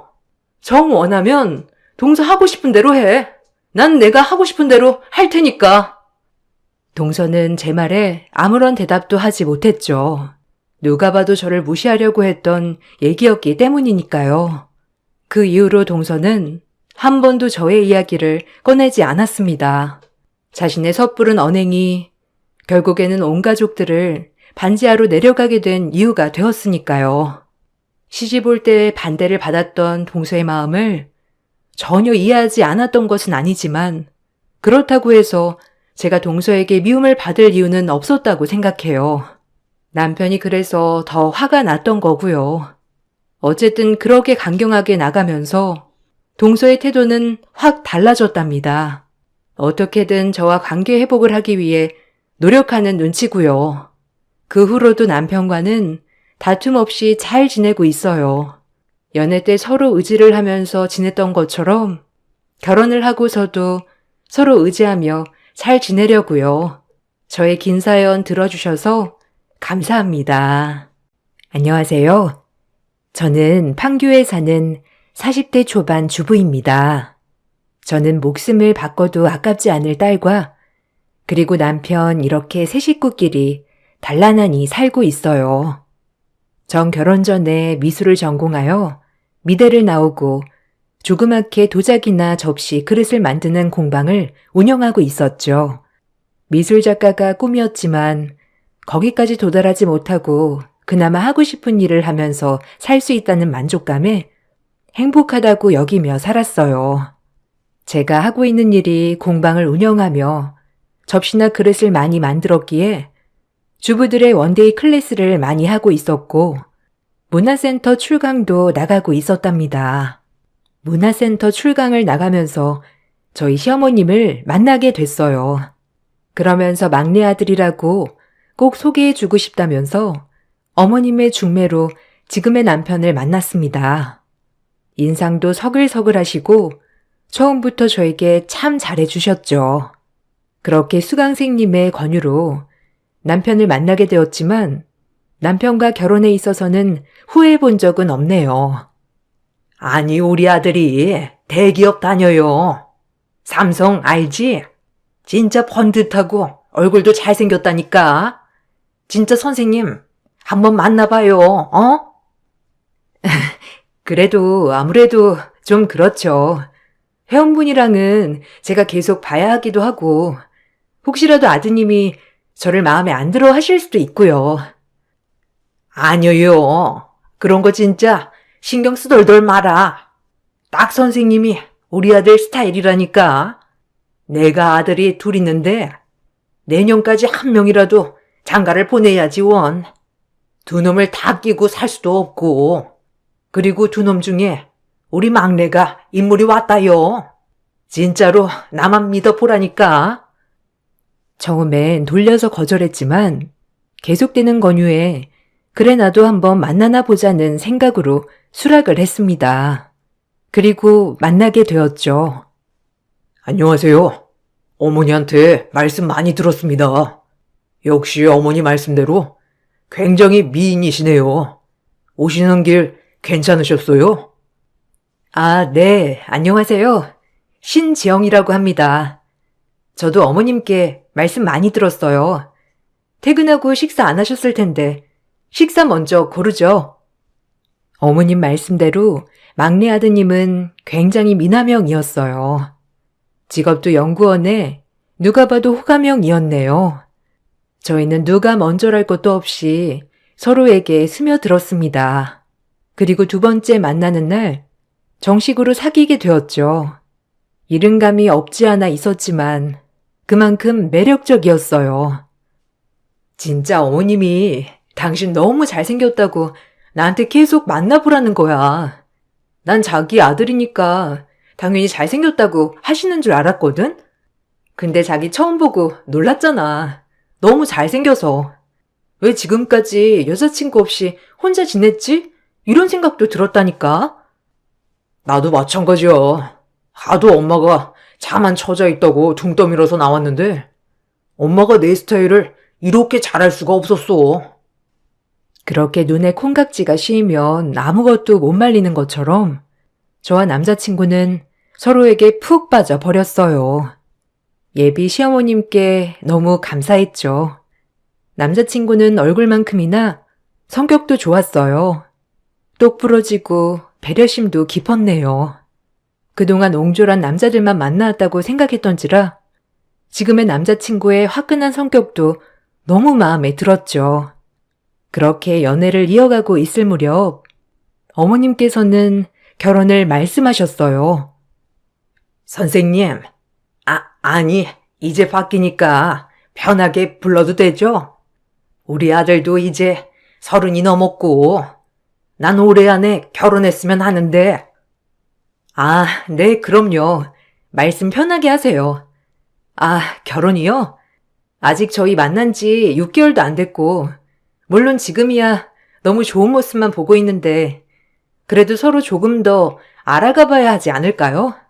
민호 씨도 그럴 거고, 어머님 말씀대로 신중히 생각해 볼게요.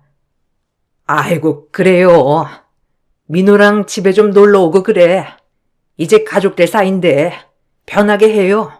아휴, 어쩜 저리 고울까? 어머님이 저렇게 저를 마음에 들어 하니 결혼 후 시집살이는 걱정 없겠다 생각했습니다. 주변 사람들도 저희의 인연을 신기해하기도 하였고요. 그렇게 저희는 시간이 흘러 결혼도 약속하는 사이가 되었습니다. 저희가 슬슬 결혼 준비를 하려고 하니 시어머님께서는 너무 좋아하셨죠. 처음 가본 남자친구의 집은 의외로 집도 굉장히 크고 좋았어요. 시어머님께서 문화센터 나오실 때마다 하고 오셨던 명품들의 이유를 집을 보고 알았네요. 아버님이 일찍 돌아가셨지만 살아생전 재산이 많았기 때문에 어머님 혼자 아들 둘을 키우는 것이 어렵지 않았다고 하더라고요. 그리고 홀로 아들 둘을 키웠을 생각을 하니 마음이 많이 아팠어요. 얼마나 힘드셨을까 하고요. 그렇게 집 구경이 끝나고 남자친구의 형님을 뵙게 되었어요. 말수도 별로 없으시고 공부 중이라고 하는 것을 보니 조금은 소극적인 것 같았죠. 그래도 성격은 남자친구와 비슷하여 집안 자체가 화기애애했네요. 그렇게 저희는 결혼을 준비해 나갔습니다. 친구들의 부러운 시선, 저 역시도 이 결혼 끝에는 행복만이 있을 것 같은 예감에 취해 행복했었어요. 어머님은 저에게 절대 혼수, 예단은 해오지 말라고 하셨죠. 완강히 말씀하셨습니다. 예, 지영아. 진짜 아무것도 해오지 말아라, 정말로. 그냥 몸만 와, 어? 엄마는 네가 이렇게 시집 오는 것만으로도 너무 좋아. 매일 아들들만 키우다가 이렇게 며느리가 들어온다고 하니 내 마음이 얼마나 기쁜지. 존재 자체가 선물이니 그냥 몸만 와. 에이, 어떻게 그래요, 어머니. 그래도 최소한으로 할 건 해야죠.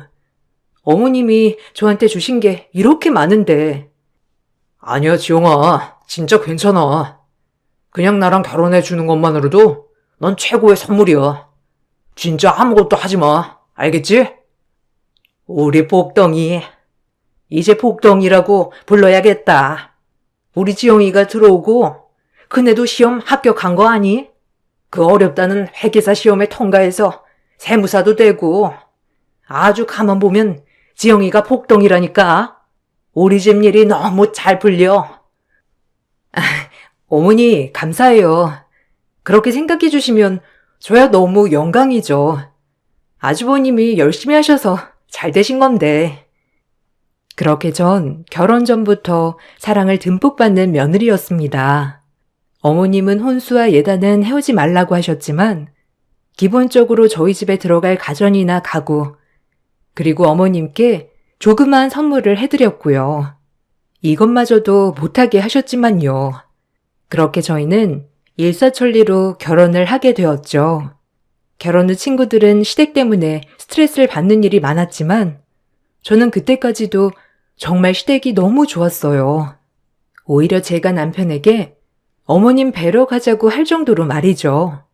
제 친구들은 그런 저에게 당부를 했어요. 야, 그래도 시댁은 시댁이야. 너 애 낳아봐라. 진짜 달라질걸? 지금 그렇게 잘해주셔도 또 모르는 거라니까? 에이, 안 그래. 그리고 우리 어머님이 수강생이었잖아. 그때도 인품이 엄청 뛰어나셨어. 내가 그거 보고 소개받은 거고. 에휴, 아서라 아서. 그래도 적당히 해. 너무 잘하지 말고. 잘해도 욕먹고 못해도 욕먹는 게 시댁이라니까. 알겠지? 친구들은 저에게 이런 소리를 했지만 저는 상위 1% 시댁을 만났다고 생각했기에 저 말이 귀에 들어오지 않았습니다. 그렇게 결혼한 지 1년쯤 지났을까요? 아주버님이 결혼할 거라고 여자친구를 데리고 오면서부터 제 인생은 달라지기 시작했어요. 소개해드릴게요. 나이는 재수 씨보다 1살 많고 직업은 피부과 의사예요. 인서해 자기야. 여기는 우리 엄마 동생 재수 씨죠. 어머, 안녕하세요. 아니, 피부과 의사라고? 어쩜 그래서 피부가 이렇게 뽀얗구나. 아유, 너무 미인이다. 우리 아들 걱정 진짜 많이 했는데 엄마가 걱정할 필요가 없었네. 얘 며느라, 여기 과일 좀 내오거라. 여기 앉아요, 어서. 다리 아플 텐데. 네, 안녕하세요. 김미진이라고 합니다. 어머님이야말로 피부가 너무 고우신데요? 말씀 많이 들었어요. 아주버님이 결혼하려고 데려오신 분은 강남에서 피부과를 운영하고 있는 재원이었어요. 피부과 의사답게 피부도 굉장히 좋으시고 인상도 너무 좋다고 생각했어요. 그리고 저도 이제 형님이 생긴다는 생각으로 마음이 설레었고요. 이 가족의 완전체구나 하고요. 아니, 너무 곱다. 얼굴도 이렇게 예쁜 분이 의사라니. 공부를 얼마나 잘한 거예요? 아유, 너무 불공평하다. 시어머님은 특유의 사람 기분 좋아지게 하는 언행들로 집안 분위기를 띄워주셨어요. 여기까지는 참 좋았습니다. 그런데 어머님의 태도가 저에게 예전과는 다르게 느껴졌죠. 처음 보는 시어머니 태도에 정말 당황스러웠지만 너무 처음이기에 얼떨떨했어요. 아니, 너는 딱 과일만 내오니? 저녁 준비도 좀 하고 차도 좀 내오고 해야지, 안 그러냐? 집에 귀한 손님이 왔는데? 아, 네. 금방 준비할게요. 혹시 뭐 좋아하는 음식이라도 있으세요? 금방 준비할게요. 혹시 전골류 좋아하실까요? 아, 난 다 잘 먹어요. 알아서 준비해줘요. 어머님, 제가 그리고 저희 병원에서 쓰는 크림들 좀 가져와 봤는데요. 제가 혼자만 느끼는 것일 수도 있지만 묘하게 두 분이 저를 하대하는 느낌이 들어 기분이 좋지 않았고요. 어머님께서 저렇게 말씀하신 적이 처음이라 너무 당황스럽기도 했어요. 혹시 내가 뭘 잘못했나 싶은 생각을 하며 혼자 부엌에서 요리를 했네요. 누구 하나 와서 도와주지도 않고 거실에서 깔깔거리며 어머니와 형님 그리고 아들들까지 모여있는 모습을 보니 내가 지금 여기서 뭐 하는 건가 싶기도 했지만 그래도 우리 집에 곧 가족이 될 식구 밥 하나 맛있게 차려주는 것 또한 예의인 것 같아 열심히 차렸습니다. 밥을 먹는 자리에서도 시어머님의 처음 보는 모습이 자꾸 저에게 비춰졌지만 애써 아닐 거야 라고 생각했어요. 예, 물 좀 가져와라. 여기 우리 첫째 며느님 목 막히겠다. 너는 물도 안 내놓고 뭐하니? 우리 둘째가 센스가 좀 없어. 에이, 센스는 타고나는 거 아시죠, 어머님? 아, 저 물 따뜻하게 주세요. 제가 찬물은 못 먹어서 아셨죠? 제 귀를 의심했습니다. 어이가 없었어요. 갑자기 정말 처음 보는 태도를 하는 어머님과 처음 보는 형님의 환장 콜라보였네요. 정말 이성적으로 내가 기분 나쁠 일인가 아닌가에 대해서도 생각하게 되었어요. 항상 늘 잘해주시기만 했던 어머님이셨고 오늘 갑자기 이렇게 대하시는 게 도통 이해가 안 갔죠. 그날은 그냥 어머님이 새로운 며느님을 맞이하느라 너무 하이텐션이라 그랬다고 그냥 이해하자라고 넘어갔습니다.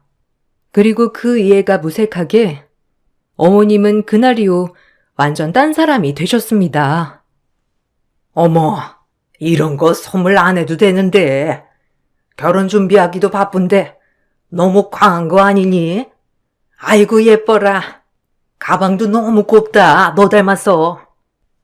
아니에요, 어머님. 동민 씨 이렇게 훌륭하게 키워주셨는데 이 정도는 당연히 해드려야죠. 안 그래, 동서? 아, 동서라고 말해도 되지? 이제 어차피 한 가족이 될 거니까. 그리고 동서 주려고 선물 골라봤는데 이거 이번 시즌 유행하는 코트거든? 아, 감사해요. 저까지 신경 안 쓰셔도 되는데. 저도 형님 결혼 선물로 선물 준비했거든요. 이거 제가 만든 접시들이랑 컵이에요. 세상에 하나뿐인 걸로 디자인해봤어요. 결혼 진심으로 축하드려요. 그리고 우리 가족이 된 걸 너무 환영합니다, 형님. 제가 2주 넘게 만든 형님네 결혼 선물이었습니다. 접시 세트와 커플컵, 값비싼 선물을 해드릴 수 있었지만 세상에 하나뿐인 선물을 해드리고 싶어서 정성 들여 준비를 했고요. 하지만 형님은 그다지 좋아하지 않는 것 같았죠. 기분이 나빴어요. 아, 지영씨, 공방 운영한다고 했죠? 고맙네요. 집에서 풀어볼게요, 선물은. 어머님, 우리 이제 이거 먹으러 가봐요. 제 선물은 뜯어보지도 않고 어머님께 찰싹 달라붙어 다른 곳으로 향하는데 허무했어요. 이젠 좀 알겠더라고요. 대놓고 저를 무시하고 있다는 것을요. 왜 그럴까 생각해봤지만 도무지 이해가 가지 않았죠. 어머님은 형님의 태도를 보고도 아무렇지 않으신 듯 저에게 퉁명스러웠어요. 밥 먹는 내내 밥이 얹히는 기분으로 밥을 먹었네요. 처음으로 시댁이란 이런 곳이구나 라고 느꼈죠. 내가 아들들만 있다가 이렇게 딸들이랑 밥 먹으러 오니까 기분이 너무 좋다. 특히나 우리 첫째가 나 신경 쓰느라 이렇게 선물 골랐을 걸 생각하면 얼마나 기쁜지. 역시 의사 며느리는 다르다니까. 친구들도 얼마나 부러워하는지. 어머님, 말만 하세요. 그리고 저희 병원 오셔서 피부 관리도 좀 받으시고요. 그리고 필요하시면 언제든지 전화 주세요. 아유, 힘들게 나까지. 나야 그러면 고맙지. 이제서야 내가 며느리 덕을 보는 것 같네. 아니, 둘째야 뭐. 자기 살기도 바쁘니까 뭐 덕이랄 것도 없었고. 안 그러냐, 둘째야? 첫째 내가 복덩이다, 복덩이. 우리 아들이랑도 너무 잘 어울리고 너무 좋아. 네, 뭐 어머님이 그래도 형님이 들어오시니까 더 밝아지시는 것 같아 보기 좋아요. 형님도 너무 밝으신 분이라 좋고요. 동서, 어머님이 나 예뻐한다고 질투하는 거 아니지? 아무래도 장남이랑 차남은 다르잖아. 며느리도 그럴 거고. 너무 섭섭하게 생각 마. 그래도 동서 정도면 시집 잘 온 거지. 하여튼 잘 지내보자고, 두 며느리들끼리. 알겠지? 뼈가 있는 형님의 말이 기분 나빴지만 어머님도 웃어넘기시고 저 역시도 웃어넘길 수밖에 없었어요. 어이도 없었고요. 그리고 두 분의 대화에 낄 수도 없었네요. 어머님의 형님 사랑을 보고 깨달았습니다. 어머님은 형님이 의사 며느리이기 때문에 그렇게 좋아하신다는 것을요. 저도 남부러울 것 없이 제 직업에 프라이드를 갖고 있지만 어머님이 보시기엔 공방하는 며느리보다 피부과 운영하는 의사 며느리가 더 최고로 보였을 테니까요. 참 씁쓸했네요. 누구보다도 좋아했던 어머님이었는데 어머님의 사랑엔 조건이 늘 붙는다는 것을요.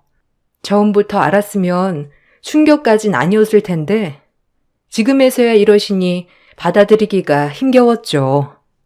남편에게 의논해 보려 했지만 저 혼자만이 참으면 다 평화로워질 것 같았기에 참았습니다. 그리고 이제는 조금 어머님과의 거리를 두면 된다고만 생각했죠. 그렇게 아주버님의 결혼식이 시작되었습니다. 결혼 전에 어머님과 형님께 상처를 받았지만 내색하지 않고 결혼을 축하해 줬어요. 그리고 그들의 본격적인 신혼생활이 시작되었습니다.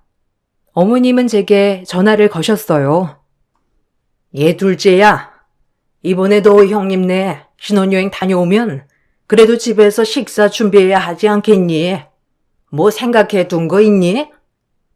꼭 저를 안내해줬다기보단 제 결혼식 끝나고는 외식을 하였기에 당연히 형님네도 신혼여행을 다녀오면 외식을 할 거라고 생각을 했기 때문에 어머님의 전화가 당황스러웠죠. 하지만 내심 서운함을 감추고 최대한 밝게 말씀드리려고 했습니다. 아, 뭐 생각해 두신 음식 있으세요? 형님 지난번에 보니까 전골 요리 좋아하시던데 불고기 전골이랑 이것저것 반반 할까요? 내가 꼭 신경 써야 되겠냐? 알아서 좀 신경 써라. 너네 형님이 보통 위인이냐? 하루 종일 머리를 얼마나 쓰겠어? 잘 먹어야지. 우리 아들도 그렇고. 그러니까 이번 식사 때 좀 신경 좀 써라. 알겠지? 그럼 내일 오니까 넌 일찍 와서 준비 좀 해라. 이렇게 하실 말씀만 하고 전화를 끊으셨어요. 너무 섭섭했죠. 그렇게 저보고 복덩이라고 하더니 이제는 그냥 이 집의 미련퉁이로 전락한 느낌이었습니다. 의사 며느리가 그렇게 대단한가요? 어디 가서 제 직업에 대해 당당하지 않았던 적도 없고 나름 이리저리 강의도 많이 하러 다니기 때문에 비교당할 만한 대상이 아니라고 생각했고요. 그리고 설사 제가 무직이라고 해도 며느리들끼리 비교하며 누구는 예뻐하고 누구는 시녀처럼 부리는 게 말이 안 되지 않나요?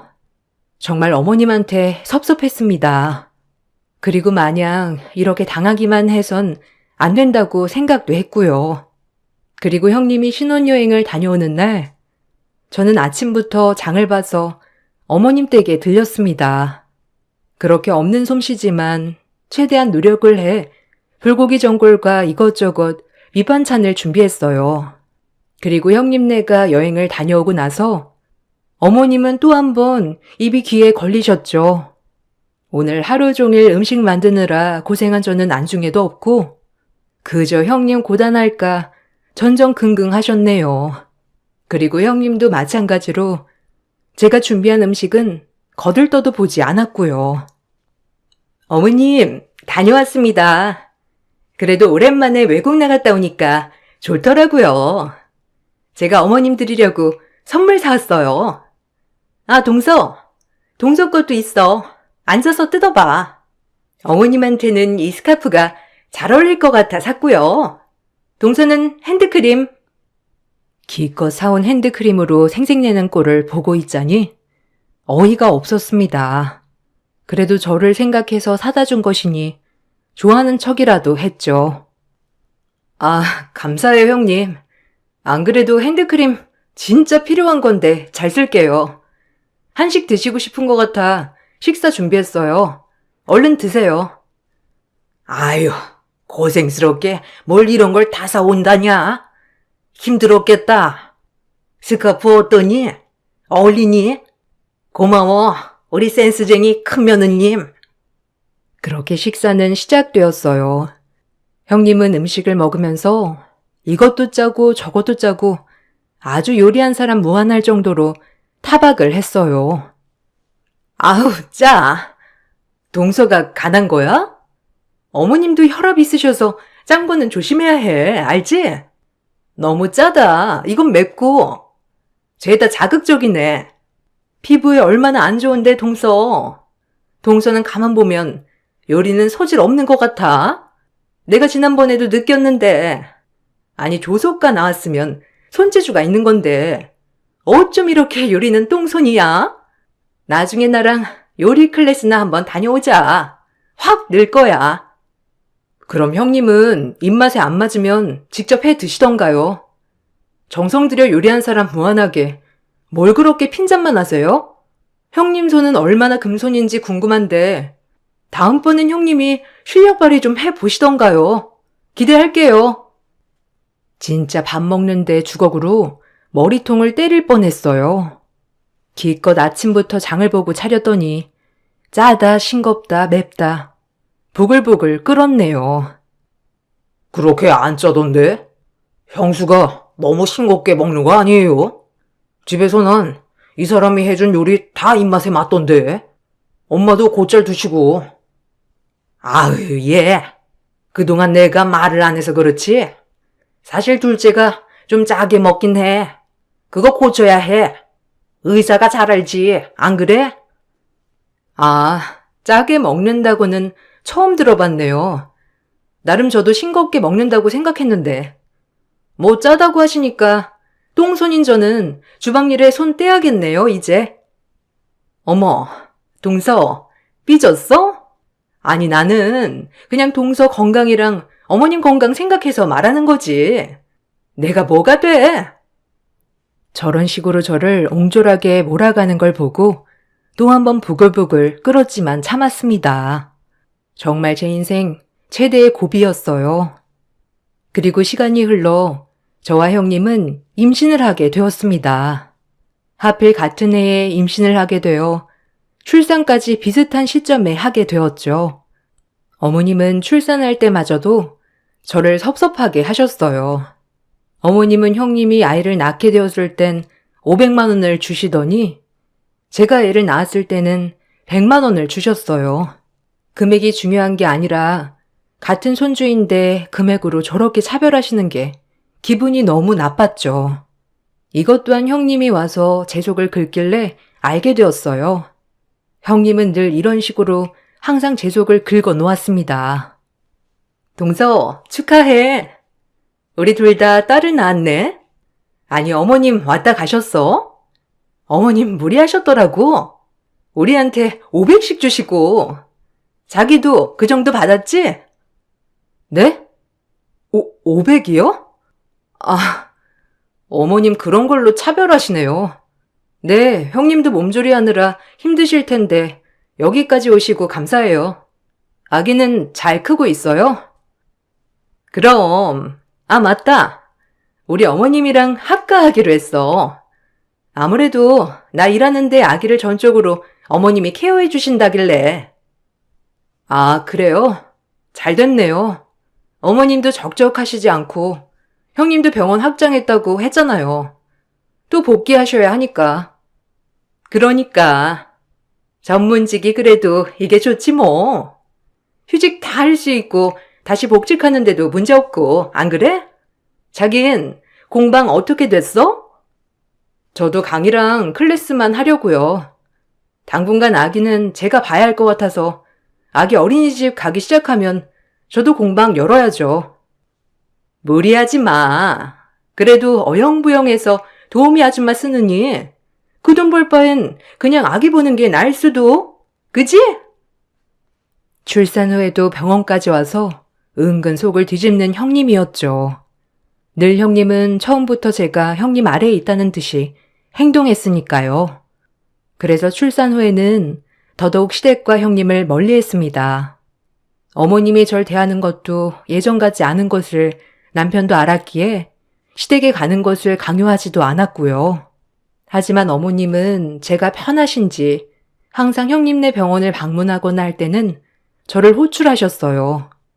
부를 때는 저를 부리고 모시는 것은 형님을 모셨습니다.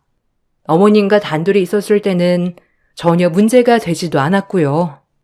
항상 형님 앞에서는 늘 달라지셨고 저랑 둘이 있을 때는 잘해주셨어요.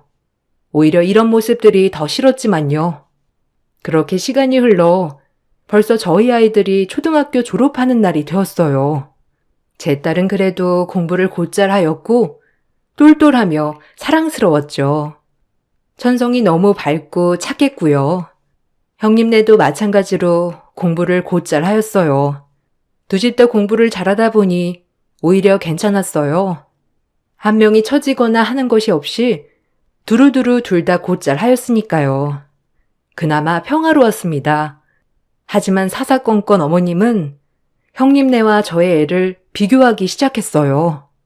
그게 도를 넘어 남편도 듣기 싫어하는 날도 많았고요. 형님도 동참해서 즐기기 시작했죠. 아니, 우리 큰소녀는 누구 닮았냐? 아마 지혜미 애비 꼭 닮았을 거야.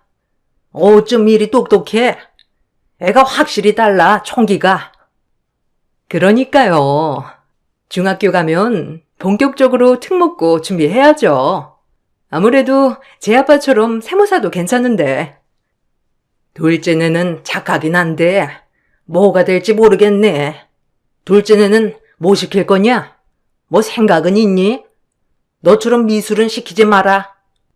괜히 돈도 많이 들고 이도저도 안 되면 돈만 버리는 꼴이지, 안 그래? 그러니까 애초에 미술은 시키지 마라. 고생이다. 네? 안 그래요, 어머니. 만약에 지훈이가 하고 싶어 하면 시켜야죠.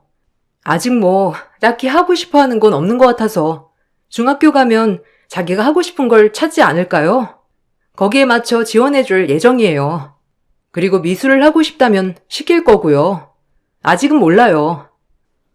그럼 둘째네는 너네가 알아서 케어 잘하면 되겠고, 첫째네는 내가 개인가에 붙여주랴? 이제 중학교도 가는데. 어머, 어머님. 그러면 너무 감사하죠. 안 그래도 학원 세팅해야 하는데 개인과외 쪽으로 하면 더 좋을 것 같긴 한데. 시어머님은 형님네에 월 200짜리 개인과외를 붙여주신다고 했어요. 중요 과목으로요. 어이가 없었습니다. 제 딸은 저희가 알아서 케어하라니 차별도 이런 차별이 없었죠. 그런데 형님이 뒤이어 하는 말이 더 가관이었습니다. 제 화가 머리끝까지 났죠. 동서, 너무 서운하게 생각 마. 아무래도 어머님이 될 놈을 밀어주지, 동서. 안 그래? 딱 봐도 우리 지연이가 싹부터 틀리잖아. 지연이는 그냥 동서가 알아서 지금처럼 케어하면 될 것 같고. 어머님, 감사해요. 지연이도 너무 좋아할 것 같은데. 네? 어머님, 너무 하신 거 아니에요? 형님 이 집 들어오고부터 그러더니 정말 왜 그러세요? 형님한테 뭘 그렇게 잘 보이고 싶어서.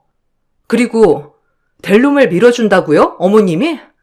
그럼 우리 지훈이는 뭐 안 될 놈이라는 건가요? 같이 자식 키우는 입장인데 그렇게 말씀하실 수 있어요? 입장 바꿔 생각해 보셨냐고요? 딸 가지고 그러는데 화 안 나게 생겼어요? 제가 너무해요? 어머, 얘 말하는 것 좀 봐라. 너 그동안 마음에 다 담아두고 있었니? 너 웃긴다 아주.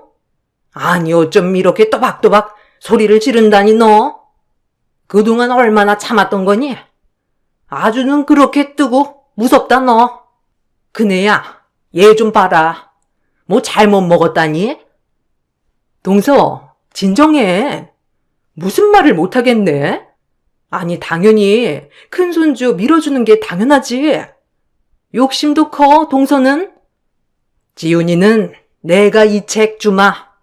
이 책이 내가 아는 친구한테 얻어온 책인데 이게 중학교 필수 도서란다. 자 여기. 어머님이 제 딸에게 읽으라고 주신 책은 2,000원짜리 중등 요약집이었습니다. 어이가 없었죠. 그리고 뒤이어 말을 이었어요. 얼마나 중요한 책이면 그네도 이걸 살펴봤나 보다. 그네 방에 있더라. 하여튼 섭섭해하지 말거라. 알겠지? 너무 어이가 없었죠. 그리고 그 길로 책도 안 챙겨 집으로 왔네요. 집에 와서 남편에게 오늘 있었던 일을 말하니 당연히 남편도 화가 머리끝까지 났고요. 자식 문제에 있어서 마음이 앞서지 않을 부모가 있을까요? 그렇게 저희는 몇 달을 시댁과 마주치지 않고 살았어요. 그리고 어쩔 수 없이 추석이 되어 온 식구가 집에 모였습니다. 딸아이는 따분한지 저에게 심심하다고 집에 가자고 했고요. 어쩔 수 없이 딸에게 그 어머님이 주신 책을 쥐어주며 읽고 있으라고 했는데 딸이 그 책을 펼치고 읽고 있는데 무슨 일인지 아주버님은 아비규환이 되어 그 책 속을 사수하려고 했죠. 이상해서 그 책을 살펴보니 세상에 그동안 형님네 병원 매출에서 세금을 내지 않으려고 환자들에게 현금으로 받으면서 현금 영수증 처리도 안 하고 챙긴 환자 명단과 금액 정리가 되어 그 책에 꽂아져 있는 게 아니겠어요? 그 돈이 무려 14억이었습니다. 너무 놀라 형님한테 말했죠. 형님, 이거 뭐예요? 요즘 현금 영수증 안 하는 거 불법 아닌가요? 의무라고 알고 있는데 아주버님이랑 지금 뒤에서 이러고 있었던 거예요? 어머, 이거 어디서 났어, 동서? 자기야! 동서는 알 거 없어. 참나, 이리 내놔. 이런 거에 신경 쓰지 말고. 이거 불법인 거 모르세요, 형님? 아니, 아주버님이랑 짜고 뒤에서 이렇게 하고 계셨던 거예요? 형님, 이거 범죄예요. 아, 재수씨. 일단 제가 정리할 곳이 마땅치가 않아서 잠깐 거기 책에 꽂아둔 거고요. 일단 모른 척 좀 해주세요. 그동안 병원 확장하고 그렇게 지성인 코스프레를 했던 것이 이렇게 뒤에서 세금을 내지도 않고 자기네 배만 불리고 있었다는 것이 너무 파렴치했습니다. 그리고 한편으로 저런 인성이라는 것이 끔찍했네요. 범죄자와 한솥밥이라니. 전 증거물을 사진으로 찍어두고 가장 큰 복수를 계획할 방법을 찾았어요. 그리고 연휴가 지나 관할 세무서에 가서 신고를 했고요. 신고가 들어가자마자 병원에 압수수색이 들어갔다고 했어요. 형님은 큰 벌금을 맞았죠. 직원들도 증언을 많이 해주었던 모양이더라고요. 고소했습니다. 그리고 저를 보면 아주 못 잡아 먹을 듯이 굴었네요. 그 모습조차도 전 고소했죠. 앞뒤 다른 건 알았지만 저렇게 뒤에서 돈 장난을 할 줄이야. 아주버님 또한 실망했고요. 그래도 꼼꼼하게 작성해둔 아주버님 덕분에 밝힐 수 있었지만요. 동서지? 동서가 신고한 거야, 분명히. 우리 병원 직원이 그럴 리가 없지. 이거 아는 사람은 동서인데 안 그래? 참나. 뭐가요? 아니, 당연히 내야 될 돈을 내는 건데 그게 그렇게 억울하세요? 아니, 형님, 사회에 악이 되진 말아야죠. 딸이 뭘 보고 배우겠어요? 당연히 내야 될 세금을 내야 했던 거고 그걸 아주버님이랑 둘이서 짜고 현금으로 얼마를 해 드신 거예요? 뭐? 이게 진짜 미쳤나? 너 내가 가만 안 둬. 넌 그렇게 깨끗해? 내가 너 때문에 세금 폭탄 맞은 거 생각하면 아유, 아주 가만 안 둘 거야. 마음대로 하세요. 이제 너같이 사회의 악 볼 일도 없고 의사 하나로 시집 올 때부터 유세를 떨어대더니 그 집 꼴 되니까 이제 어때? 어머님 어떠세요? 어머님 훌륭한 의사 며느리 뒤에서 세금만 내고 돈 장난하다가 몇십억 세금 폭탄 맞았어요. 어디 동네에 자랑이라도 할 수 있겠어요? 전 제 딸에게 꼭 범법은 저지르고 살지 말자고 가르칠 거네요. 고액 가해하면 뭐해요? 당신처럼 머리만 좋으면 뭐해? 어떻게든 뒤에서 자기 배부를 생각만 하고 있는 이기적인 인간 같으니라고. 네 딸이 불쌍하다. 아니, 내 아들 꼬셔서 너 지금 여태까지 뒤에서 그러고 있었던 거냐? 내가 널 얼마나 믿었는데. 아이고, 말도 안 돼 정말. 전 그 말을 끝으로 시댁에서 나왔습니다. 한편으로 마음의 무게가 장난이 아니었지만 형님은 꼭 정신 차리게 하고 싶었거든요. 아마 세금을 저렇게 내도 뒤에서 또 돈 장난을 할 것 같은 위인이지만요. 시어머니도 제가 한 행동에 대해서 딱히 나무라지 않으셨고 오히려 형님네 보고 이제 분가하라고 했다 하네요.